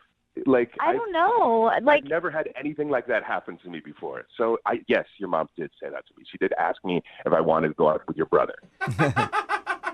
okay, well, and it just doesn't make sense. I mean, my brother is gay, but, like, it doesn't make sense that she would say that after we went on a date. Did you, like, tell her that you're gay or something? What? Why would I? No, I did not tell her I'm gay. When did you have an opportunity to even do that, you know? A little roadside confessional while you're out of gas with her mom. Yeah, I ran out of gas. I'm gay. Anyway. None of that. Well, I don't know. Maybe at the party you told her that or something. I don't know. It just doesn't make sense to me why she would say that. Maybe she just thinks that, like, young people nowadays can do anything, go anywhere with their sexual. I don't know. Like, I definitely did not tell her I was gay. That is for sure. Do you think it was a joke that you just took too literally? No, I really thought it might have been a joke, but the way she asked me and the way she looked at me, she was serious. She was honestly asking me if I would go out with her son after I just had a bad date with her daughter. Okay, well, I also want to say that I know I'm 19, but I'm, like, really mature for my age. Like, I have no issue, being outgoing, talking to adults. Like, even though I live with my mom, I have my finances in order. Like, I'm saving up for grad school, and, I'm really responsible. Like, my room is really clean. I'm really organized. Like, I'm sure you guys stop laughing. I'm serious. I'm really mature. I'm a lot more mature than any of my friends. It's not funny. I'm serious. I'm sure you are. We just don't have that much in common. Like, even when we were talking, it's like we grew up at different times. Like, we don't have the same kind of connections on things. Like, you can't even have a glass of wine at dinner. You know what I mean? Like, it's just too far removed from where I am in my life. Well, in 2 years I'll be able to drink with you. Just wait 2 years. 2-year anniversary. Yeah, at your 2-year anniversary, you guys could, throw down a few glasses of wine. Jeremy, I mean, what if she's right? Like, what if you just wait a little bit? My sister got married when she was 20, and they've been married for like 15 years, and they're totally happily in love. Yeah, but check this out. If it's this much work and energy before we even get to the second date, it's looking like a lot of drama. If you start out a relationship like this, it's probably not great. Maybe we got all the drama done up front. Out of the way. That's usually not the way it works. I really don't think the drama will be finished. Like, your mother is very invested in you and your brother's lives, and your mom asked if I wanted to go out with your brother after we went out. Like, that means that there's a lot of drama there inherently in your family. I'll tell my mom to cool off. Like, I'm not my mom. Like, I'll just tell her to. I understand back that. off. But it's just too much. Like, the whole thing is a bit I just too think much. we deserve another shot. Like, one more date. Just one more date, and maybe, without all that drama, you'll see who I really am. Man, I feel bad, but I don't. Hang on, Jeremy. Let me ask you officially. Would you like to go out on a second date with Alana? We will pay for it. I don't think so. I think that she's a lovely girl, and I wish her all the best, and I wish her mother and her brother all the best. But I don't think I have a whole lot of time in my life for that kind of stuff. So sorry, I'm not interested. Okay. Are you okay, Alana? No, I'm fine. I don't know. I think you're making the biggest mistake of your life, and you're gonna look back one day and really regret this. Oh my God. Oh, the passion. It's fine. I don't care. No, hey, I know it feels like this now, like this is a really big deal, but with like young people, like your generation, it's so easy to find people. You have a lot easier than I did at that age. You're going to be great. That's not how I want to find someone, though. Well, do you want to find someone by your mom asking them to ask you out? I just feel like you're really missing out on something. But And I don't know what you. to say to that. Okay. Jeremy, would you like to go on a second date with Alana's brother? We'll pay for it. Or a first date, I guess. We'll pay for that. You can drink wine with him. Yeah. No, man, I'm good. I'm good on that. Brooke and Jubal in the morning. Just a lot of thirsty people sending in text right now at 78592. Either people want to go on a date with Alana or they want to go on a date with Jeremy. We're talking about today's second date update. If you missed it, Alana met this dude named Jeremy at her family reunion. He was actually one of the caterers there. And then they went out on a date, and Jeremy actually ran out of gas while driving them home, so she had to call her mom to pick her up. When we called Jeremy, he said that he was turned off for two reasons. One, he discovered that she was only 19. And two, when Alana's mom came to get her, she also whispered to Jeremy that he could also date her brother if he's interested. You like a family that gives you options. So his mom was just trying to get either one of them a date with Jeremy. Alana thought that Jeremy must have given some sort of signal that he's into guys or something like that. Otherwise, the mom wouldn't have done that. Yeah. And she insisted that she's really mature for her age. But in the end, Jeremy thought it was all too much and decided not to go out with her again.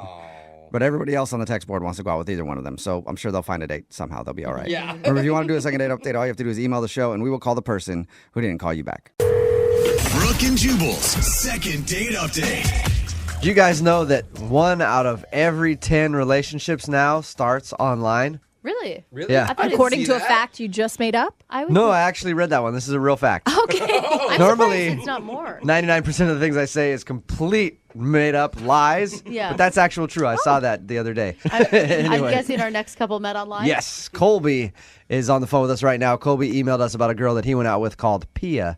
Called Pia? Well, her name's Pia. I know. Yeah, but her I shall call you Pia. Yeah. That's what happens when you name a kid, right? Yeah. Anyway, Colby, what's up, man? Hey guys, how you doing? How's it going? Colby. Tell us about the one called Pia. Well, I met her online, and I was like, I really want to impress this girl, so I know a little bit about art. Decided I would take her to an art museum, and I'm trying to, explain varieties of art and the purpose behind some things, and then she starts commenting on the art pieces as well, and actually she knows a lot more about art than I do, which was just really amazing. Amazing, or did you feel kind of like an idiot in that moment? It humbled me, and it also it was beautiful. I mean, she herself is. I mean, she's a stunning woman herself. She could easily stand next to some of those art pieces on her own. She's lovely. Did you know that she knew about art through your online interaction, or did she just kind of spring that on you? I mean, she said she enjoyed art, but I didn't know that she was, an expert on art. She really knows her stuff. So what'd you do after you went to the museum?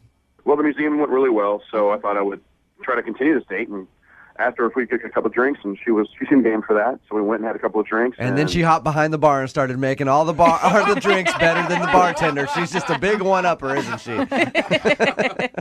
Hey, Colby, what was different about this girl? I mean, I assume you've been online dating for a while that stood out to you. She expressed herself well, very intellectual, got a nice figure, great eyes. She's just stunning. Nice. Okay. So how did everything go when you guys went to go get drinks? I thought it was awesome. We were laughing, cutting up, a little personal history of each other, a little more so than we shared online, and got a little kiss at the end of the night. It was nice. Oh, you got a kiss. I didn't reach for a touch or anything like that, just a little peck and show my respect, but definitely let her know I was interested in seeing her again.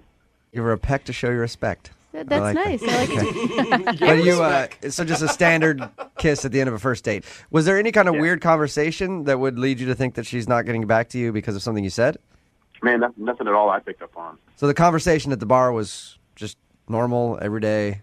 Yeah, family, what do you do? What types of food do you like, etc. Just your basic things. And, man, she ticked all my boxes. I really I'd love to see her again. I've texted her a couple times, and our last correspondence was she said she didn't want to see me, and I just simply said, why? Oh, interesting. Oh, what? So she straight up said she doesn't want to see you. Correct. Okay. No reasons, Weird. though. Like, you have None. You really honestly have no idea. So are you calling to, like, convince her otherwise, or? I just I kind of need a little bit of help with some closure here, or moving forward a little more. I mean, just the text just didn't seem, I don't know if her ex-boyfriend picked up the phone and texted me in response for her. I don't know. Okay. That's a good That's point. quite a jump to It could, conclusion there. could happen. You never know. All right. We're going to play a song, come back, call her, and get your second date update, okay? Cool, thanks. All right, hang on, man. Moving 92.5. Brooke and Jubal in the mornings. Second date update. I've got a great feeling about this. Do you? Yep, I think this is going to end with a connection, a love connection for Colby. You are so full of sarcasm. It's No, ridiculous. not at all. These always go so well, and I feel like this one is going to be probably There it is. the most magical second date update we've ever had. Isn't Sorry, it I was, always? I was waiting for your heartfelt message about it. Okay, you don't want to hear that. Colby, are you ready to give Pia a call and see why she basically told you to take a hike? Oh, definitely. Let's do this, please. All right, if anybody's just tuning into the second date update, Colby wants us to call this girl Pia he met online. They went to an art exhibit. He found out that she knew actually more about art than he does, which he liked a lot. They went and had drinks into the night with a kiss. He texted her that he wanted to go out again, and she simply sent him a text back that said to leave her alone. Basically, not in those words, right, Colby? That's correct, yeah. And Colby, do you actually really, really dig this girl, or is it one of those things, she dissed you, now you're more into it than you really were to begin with? Oh, no, I really like her. Otherwise, I wouldn't have contacted you guys. Okay. All right, Colby, here we go. We can get her on the phone.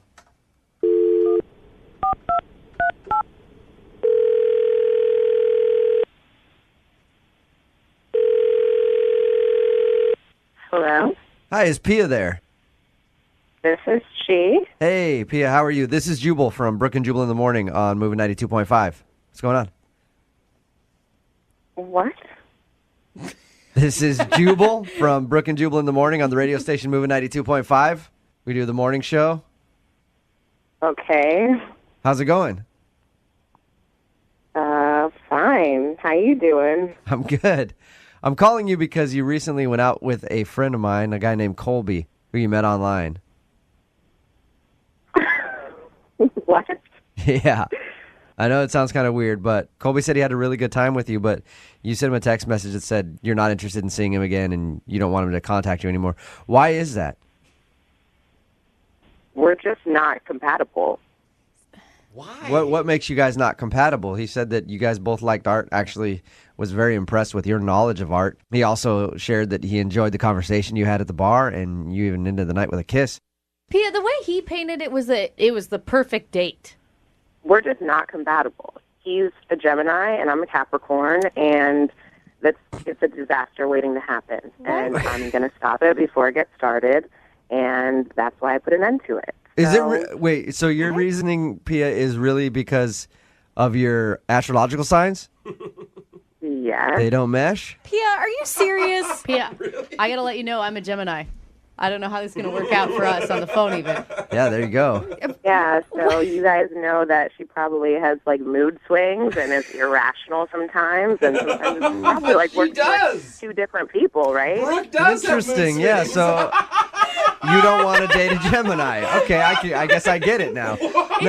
We're parties. We're parties in a little package, Pia. You call it You guys are unstable. So Pia, you don't want to date him because he's a Gemini?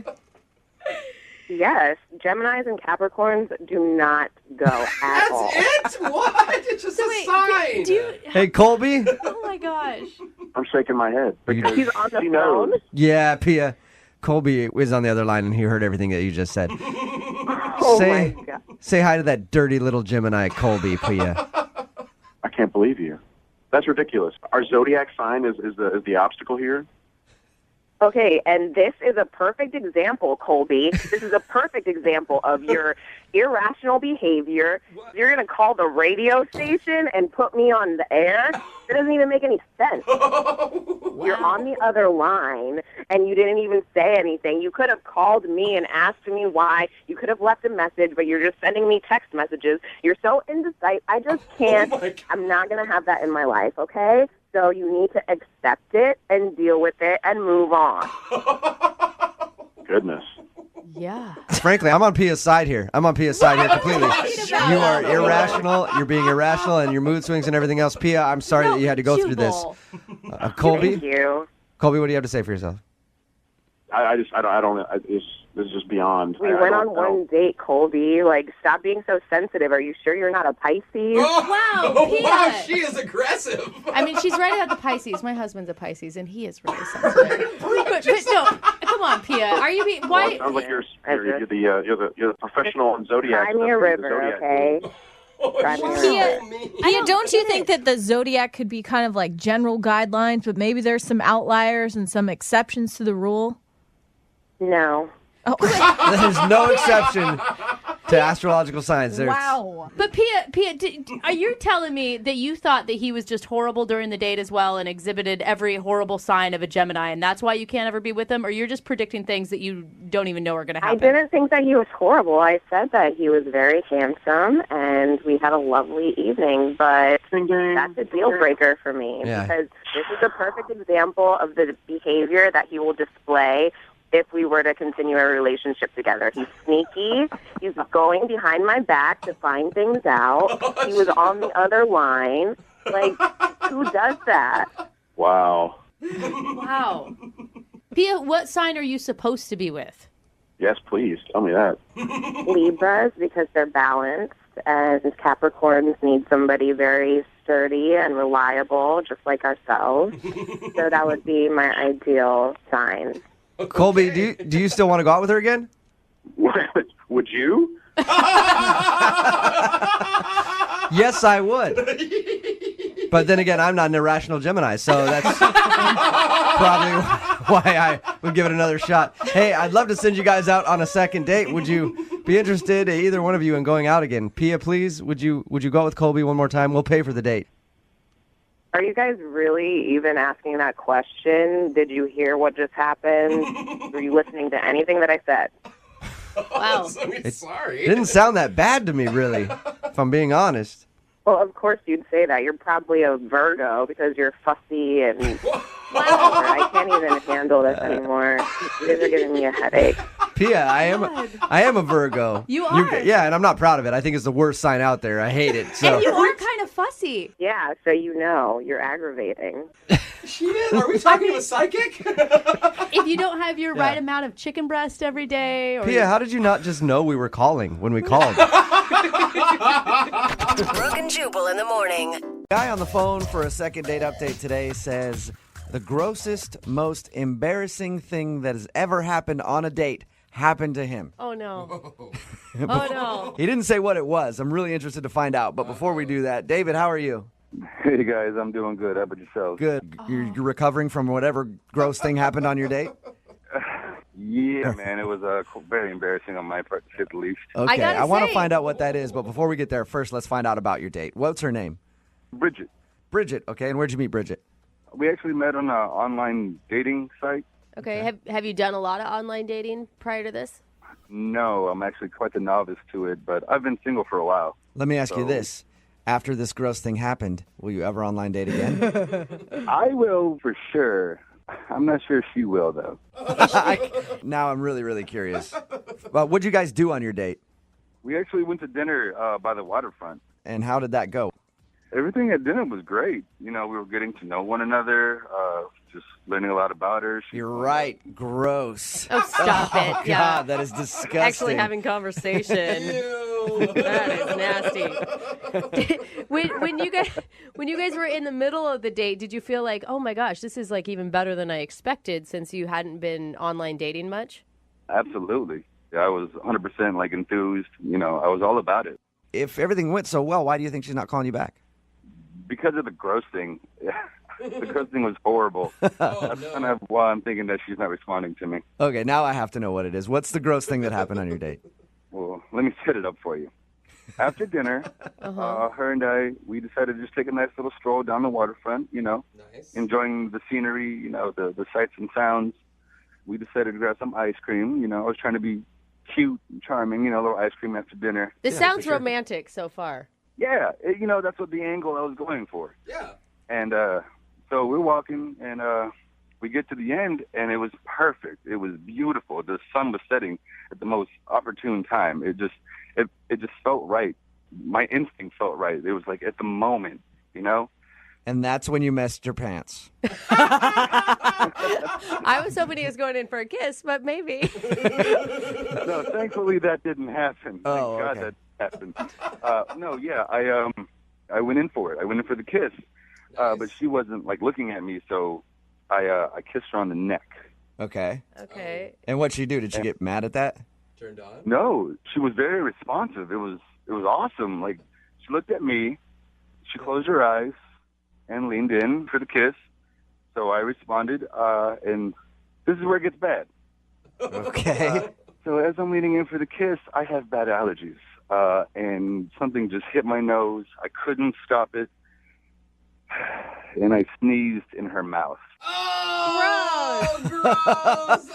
You sneezed into her mouth. Eat my snot. Oh, that is so nasty. Embarrassing. It was so embarrassing. You're right. That is probably one of the grossest date stories I've ever heard. Couldn't imagine that. How do you recover from that? You're like, And what did she do? What did she do when you sneezed in her mouth? Oh my God, she gave me the most like horrified look. If I just like spit in her mouth, I might as well have just spit in her mouth. Are you one of those like big man sneezers too? Like when my husband sneezes, it's loud and it's gross and there's spit that goes everywhere. Normally, yeah, I am a loud sneezer. However, this time I was trying to hold it back, so the volume wasn't as loud, but it was a little more liquidy. Oh man. We were also eating ice cream too. We were eating ice cream, so that kind of like That's so Dude, flabby. that is disgusting. I was eating cookies and cream. So there was, like, Okay. Oh, no, little I don't need to know the flavor of the ice cream that you spit into her mouth, basically. So she obviously was shocked by this. Oh, my God. How did you react after that? I would have been mortified. I just immediately began to apologize. You know, I'm so sorry. This doesn't happen. Sorry, this and that. I'm so sorry. I just kept apologizing. But was she did cool? she do? Because Yeah. like she should be cool. No. You know, it took her like 10 seconds to realize what had just happened. So she was kind of mortified. And after that, when she came back to, she just kind of wanted to go home. Yeah, I would too. I would have just wanted to go home and turn on the hot shower and get in the fetal position and cry and clean my body off after that horrifying experience. So how did everything end with her then after this? Well, I took her home, and, you know, it was a quiet car ride, to say the least. And I walked her to her door. I attempted to try for one more. Like, I leaned in. You tried to kiss her after that. That is a bold move. Bold man. To try to kiss her Very. again after you sneezed in her mouth. Someone's got confidence. I mean, I had to give it a shot, you know. Ugh, take your lumps and walk away, man. Yeah, she pulled her head back and was like, well, good night. And Yeah. She probably has PTSD now thinking about getting kissed. I think she shouldn't have been that. I mean, you were obviously embarrassed. It was obviously a mistake. You really think that that's the reason she got so upset at you? I mean, I would like to think that there's another reason for her not responding to my calls, but I sneezed in her mouth. It's the grossest thing I've ever done to anyone. Absolutely, dude. I don't blame her for not calling you back. If a girl sneezed in my mouth, I'd probably be like, yeah, I just can't now. I just feel too gross hanging out with you. So you haven't heard anything from her? No, and what sucks is that we were having such a great night up until then. Oh, man. Have you seen her? Is she still on the dating website you met her? No, her profile's gone. Oh, she really is done. She's like, I'm done dating. That's it. I'm done. Don't contact me. She moved away and became a monk. I know that she doesn't want a second date with me because of what happened, but that's why I'm calling you guys to kind of convince her that I'm an okay guy. You know, I'm a good guy. I'm worth a second chance. See if we can do that for you. We'll play a song, come back, call her, and get your second date update, okay? Thank you, guys. Hang on. Moving 92.5. Brooke and Jubal in the mornings. Second date update. Let's recap a little bit, sort of relive history. What have we done in the second date updates? What have we heard? We heard from a guy who messed himself in the park once. Yeah, the guy who spread his father's ashes on a date. There was the girl who had an accident in the backseat of a cab. There has been a lot of gross stuff that we've heard about on first dates. But this one might actually trump all of those. No And way. it is disgusting. Yeah, It's that bad. I really do. Bodily fluids in the mouth, Brooke. That's all I gotta Yeah, say. yeah. None of that stuff involved any other person. It was just them doing stuff to themselves. This is a guy doing something to somebody else. If you missed the first part of the second date update, David is on the phone with us. And David went to kiss the girl that he wants to call today at the end of their date and had to sneeze and sneezed directly into her mouth. And now that's why he thinks he's not getting a call back, because it was just too disgusting. David, we're about to call Bridget and find out if that is, in fact, the reason. Do you have any last words?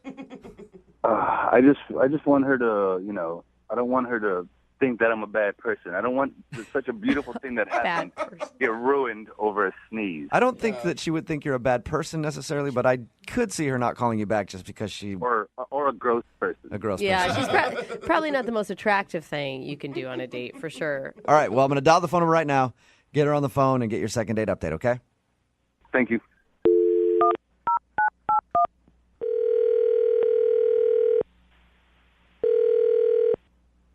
Hello? Hi, can I speak to Bridget, please? This is? Hey, Bridget, how are you? This is Jubal from Brooke and Jubal in the Morning. Oh, my God. Shut up. No way. So you listen. So you actually know who I am. Yeah. Any idea why we might be calling you? If this is a second date update, I know exactly why you guys are calling me. I've heard you guys do this before. You know what? You hit the nail on the head, Bridget. I'm calling you for a second date update. You know who I'm calling about? Well, it has to be about David, because that's the only date I've been on in a while. Yes, it is about David. So I know he's listening. Oh, so I can't surprise you with the fact like he's on the other line. No. Damn it. My God. You sound so happy that he's listening, though. Like, this is exciting for you. I just can't believe you guys are calling me. Like, this is ridiculous. Okay, so you already know the second date update, so you know David is on the line listening. I don't want to let you talk to him just yet, because I want to hear the date from your perspective. Do I have to relive it? Yes, please, I would love you to. He obviously told us about your date and how he sneezed in your mouth. Oh, my God. I don't even want to talk about it. I just want to hear it from your point of view, that's all. Do you mind talking to us for just a second about your date? I guess so, but I really don't want to. Was it really that bad? Like, I just think that, mistakes happen. He sneezed in my mouth. Yeah. What? You're the only one not getting this. There's got to be somebody else that's like, well, we were going to swap some bodily fluids anyway. Just chalk but it up. And... in a nice way, not a sneezing way, and when you're prepared for it. Getting someone spit, on your arm is gross enough, let alone in your mouth. Yeah. Okay, so before we talk about the sneeze, oh my God, and what was going on in your head it's when that me out just thinking about it. I want to know what was going on in your head when that happened, but I also want to know if you liked him before that point. The date was really nice. He was a really great guy, and everything was going really well up until then. He said such nice things about you. Like, he thought that everything was fantastic and you were better than expected. Yeah. I mean, at that point before the sneeze, did you think there was going to be a second date? I thought maybe there could be a second date, but it was the first date I had ever been on from like online dating. So I wasn't even really sure what to expect anyways. Bad first example. Yeah, That was the first experience. Yeah, it's a bad first date off of an online dating website. I can see why you took your profile down because you told us that you're not on the site anymore. Yeah, I did remove it. So tell us about the sneeze then. What was going through your head when a dude sneezed in your mouth on a first date? You keep saying it. I've never said that sentence before, but I want to say it every day from now on. It was as gross as it sounds. I mean, I wanted to like vomit. All right, well, you know he's on the phone, so I'm going to have him come on here and talk to you for a second. Oh man, I don't even know if I want to talk to him. Just talk to him. He's been trying to get a hold of you. He feels really bad about the sneezing in your mouth thing. At least let him apologize. Okay, fine. Put him on. Hello, Bridget. Poor David. Hi, David. Listen, I know it was only one date, but we had a connection, and I don't want that to be ruined over some dumb sneeze. David, I'm going to stop you right there. I know we didn't talk about this on the date, but I was in a long-term relationship. My boyfriend and I just recently broke up. I did one date online, and it didn't go nearly as well as I expected it to, and I'm just going to let you know I'm back with my boyfriend. What? No. So the sneeze in your mouth caused you to get back with your ex? It was that bad. I've listened to you guys before, and I've listened to Second Date Update, and the nightmare stories are real, and it happened to me, and I'm back with my boyfriend. So are you getting back with your boyfriend because you want to be back with him, or you're just like, I don't want to be out there on the market having guys sneeze in my mouth left and right? I don't even want to imagine what another date would be like. I mean, I'm back with my boyfriend. He's an all right guy. I mean, so wait, you're just settling with some guy because you're too scared to go on another date for fear of something bad happening? That sounds like such a bad plan. It's not exactly like that, but I mean, honestly, if something like that did happen to you, I think it would scare you away from dating other people too. Oh my God. So basically, your ex-boyfriend, who is now your current boyfriend again, is comfortable, and you know him, and you know he's not going to sneeze in your mouth. Oh. I just think it sucks that, you ran back to your boyfriend who you're not even, that seems like you don't seem too fond of him. Yeah. Because of one sneeze, Me sneezing in your mouth, gross, absolutely. And I completely understand why you think that's gross, and I apologize 100 times for it. But that doesn't make me as a person. Like, that's not me. We got to know each other, and we had a chemistry together. Yeah, Bridget. And you're going to throw all that away. David is way deeper than the sneeze. I agree. There's much more to him than mucus. David, it wasn't just a sneeze. It was a sneeze in my mouth, and on top of that, you tried to kiss me again at the end of the night. To me, that seems like it might have been a case of bad judgment, and I don't want to go out with someone who might have bad judgment. Oh, my God. Well, that leads me to my question then. Oh, don't do it. Bridget, So would you like to go out on a second date with David? We will pay for it. Please. I mean, I think it'll be a great time. I'll take allergy medicine, whatever you want. David, you are a nice guy, and you may find love somewhere else, but for me, it's just not going to happen. I'm in a relationship, and I'm comfortable. It's not I'm happy. The best way. I'm in a relationship, and it's And I'm there. it's good. I'm There we present. go. Yeah, decent. It's like a nice recliner. Thank you for your time, Bridget. I appreciate you talking to us. And thank you for listening to the Second Date Updates. Yeah, keep them up, guys. Just don't ever call me again. Okay. Well, we won't, because now you're in that awesome relationship, so we can't. And David? Yeah. I'm going to do you a favor right now, okay? I don't do this very much. What are you going to do for me? I guarantee that there are some people out there who loved having their mouth sneezed in. And I'm asking them to text in 78592 right now. If you love having your mouth sneezed in, I will score you a date with David. To do a second date update today, had her date end in one of the most awkward ways possible. Whoa. Her name is Meredith. Meredith, how are you? Hey, I'm doing okay. Good. Thank you for doing a second date update today. Appreciate it. Yeah, no, thanks for having me. You're welcome. We don't normally do this, but why don't we start this second date update with the end of your date? Oh, Let's good. start at the end. Because I was dying to hear what happened. Why don't you tell everybody what happened? Oh, it ended with a hug. Right? Ouch. That's okay. not that bad. But that's What's not wrong with the that? worst part. Oh, that's not it? What happened before the hug? Okay, so keep in mind that we spent almost 3 hours together. Okay. And he said, it was nice meeting you, but the entire time of our date, you've actually been calling me Matt, but it's actually Mike. So you were calling him the wrong name the whole evening. Yeah, but he didn't correct me, you know? I think that's on him. Yeah, I mean, how am I supposed to know? I heard it incorrectly, and he never once tried to correct me again, so I had no idea. He did correct you at the end. And what did you say after he said, actually, wait, is his name Matt or Mike? Now I'm confused. I was calling him Matt, but his name is actually Mike. Okay. And what did you say when he corrected you finally at the very end? I was just so embarrassed. And I was just like, I am so sorry. I had no idea. So how did you meet this dude? We met at swing dancing class. Oh. Okay. Okay, so like you- previously or that night? It was literally that day. Like Okay. we did the swing dancing class, and then he asked me to go to the bar right after. Oh, that's good. Because I imagined you having classes with this guy for weeks and weeks and weeks. No. and then- It was the first class. I'd only heard his name when he first introduced himself, or the wrong name. Okay.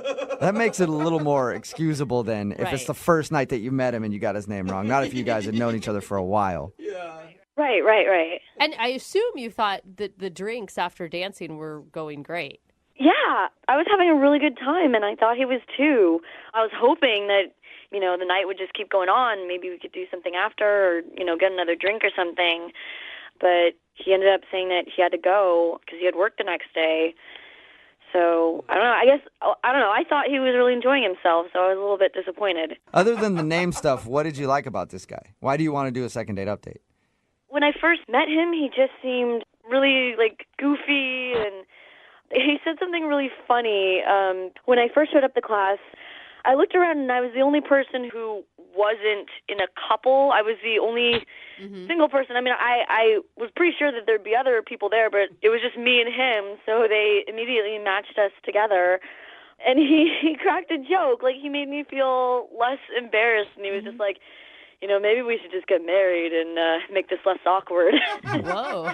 That's a new joke. Yeah, he was really funny. It was just, it made me feel a lot better about taking the class. And, for a guy who has such a great sense of humor, it just seems really weird that would, be the reason that he hasn't texted me back anymore. Was there any other awkward moments that you can think of at all? There was one other, slightly awkward moment. But again, it was, closed with a laugh, you know? Okay, what was it? Midway through or so, I was feeling this connection with him. And, I'd already had a drink, and I'm a lightweight. And I sort of blurted out, oh, my God, you remind me of my dad. Oh. Nobody wants to be reminded of their dad. Oh, man. It was... I feel like that's worse than calling him the wrong name. I mean, can you imagine if he would have said, oh, you remind me of my mom? Oh, gross. But, no, I didn't mean it like that. I was like, no, not in that way. You know what I mean? My dad's really funny, and he cracks these jokes. He just reminded me of that, kind of goofball, the way that he cracks jokes. So he had dad humor. That's always a compliment. But, I love my dad's sense of humor, and it was just something that I thought I could connect to him with, another thing. But if it's a guy that you're romantically interested in, you might not want to draw that comparison. It's a good piece of advice. Right. All right, well, we'll play a song, come back, call your sort of dad guy named Mike or Matt or whatever, and get your second date update, okay? Hey. Moving 92.5. Brooke and Jubal in the mornings. Second date update. We're halfway through the second date update, and if you're just joining us, Meredith is on the phone, and Meredith wants to date her dad. No. Well, oh my God. Kind of. Unfortunately, I think her dad's spoken for, so she wants us to call a guy named Mike today.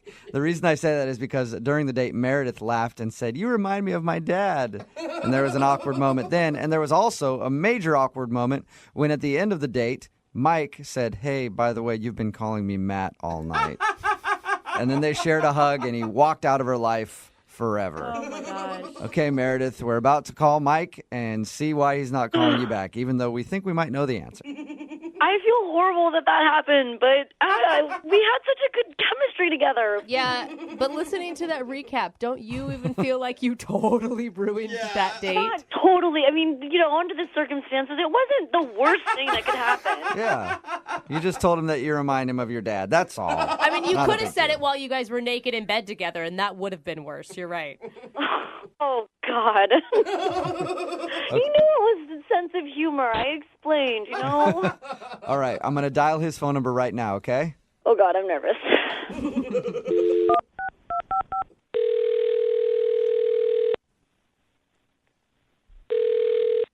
Hello? Hi, I was looking for Mike. This is Mike. Hey, Mike, how are you? My name is Jubal, and I host a radio show called Brooke and Jubal in the Morning. Wait, who are you? My name is Jubal, and I host a radio show called Brooke and Jubal in the Morning. I'm calling you today because we actually got an email about you from one of our listeners. Okay. Her name is Meredith. Oh, my God. And you met Meredith at a swing dancing class, and then you guys went out for drinks after.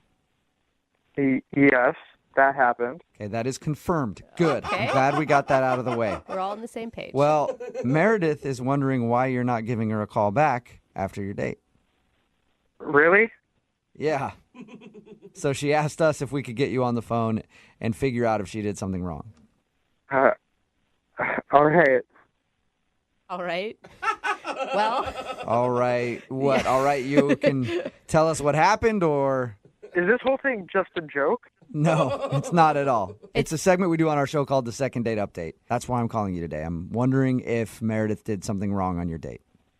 I don't know. Not really. I just don't think we're a great match. Is it because she called you Matt instead of Mike the entire time? How do you know that? Oh, because we talked to Meredith about your date, and she told us everything that happened. She also said that there was one awkward moment where she kind of compared you to her dad, and she thought maybe that was the reason that you didn't want to go out with her again. That's what I think. Yeah, that was definitely a little weird. Yeah. Well, I mean, a lot of people like their parents, so that was probably... Well, I mean, just in general, that was maybe a compliment. Mike, you ever think about that? It's a weird thing to say. So was that it? Is it those two things then, calling you the wrong name and comparing you to the dad? Yeah. Those are pretty big things. It was that and something else. Well, what else was there? Even more? I don't know. She just kind of ticked off a pet peeve. It's like, it's more me than it is her. It's like, it's not her fault. She's a sweet girl. That's like the worst breakup line ever, though. It's me. It's not you. What is it? She was doing this weird thing when we were at the bar, and maybe she was doing it all night, but I only noticed when we got to the bar. But I was telling her a story, and she goes, "Oh my God, are you smurfing serious?" Are you Smurfing serious is what she said? Yeah. Like the cartoon show Smurfing? What? Yeah, I guess so. I was just like, what do you mean? She responded by saying, "Your story is forking crazy." Forking? Oh, God. Yeah, she said forking. What? It was like every single time she went to swear, she just replaced it with a nonsense word. You got to give her a break. Like maybe she was just trying to be ladylike or watch her manners on a first date. I guess, but this isn't like the 1950s. You can. It's okay to swear.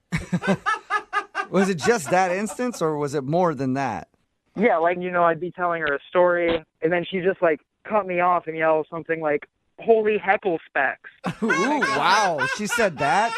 Jeez. I don't know. Bleep I don't that think out, we man. can air that on the radio. That's edgy stuff. Cheese and rice. Goodness gracious, Mike. Poor thing. I think she sounds kind of cute. Hey, Mike, I do need to let you know that she's actually on the other line right now listening and wants to talk to you. Wait, are you serious? Yes, I am. Meredith, you there? Yeah. Hi, Mike. This is pretty weird. Yeah. Wasn't expecting that to come out of your mouth. expecting what to come out of my mouth? Holy heckle speck? Yeah, you may have just pissed Meredith off there. Oh, I'm sorry for the word piss word. Sorry about that, Meredith. Hey, Jubal. I'm ticked off. I mean, did you want me to curse like a sailor the whole time? I mean, you don't necessarily have to swear, but if you're gonna do it, you should do it right. I know, but I don't like to curse, and you started doing it, and I kind of wanted to, follow suit, but I don't curse, and so, I just do what my sister and I do at home when, that's when we started, when we wanted to, say things, and, our parents were there, and we didn't want to be disrespectful. But it just kind of makes you sound really immature. Well, cussing makes one sound really unintelligent and uneducated. I guess, but it's just kind of hard to have a conversation when someone out of nowhere yells, "Son of a booger butt." Dude, that's creative. That's any better than son of the other B word? That's jarring to me. So, I mean, it's just, I thought you seemed like you had, a fun sense of humor. So, we laugh about it all the time. Even our parents laugh about it because it's funny. We make stuff up. We're creative about it. And it's, oh my gosh, it's just something funny. Maybe your parents think it's funny, but, honestly, to me, it was like having a drink with a kindergartner. Wow. So it's I know I remind you of your dad, but I'm not your dad. Maybe your dad thinks it's funny, but I don't know. You can cuss in front of Mike if you want to, Meredith. I think that's what he's saying. But I don't want to cuss. I know I have freedom of speech. I can say whatever I want. I just don't like saying it. It's not polite. Okay. It's not ladylike. And it was the first date, so I'm not gonna, bring it out. Yeah. I think she has a really good point, Mike. I mean, you can't get over some stupid phrases like "holy ravioli" or whatever she was saying. Brooke.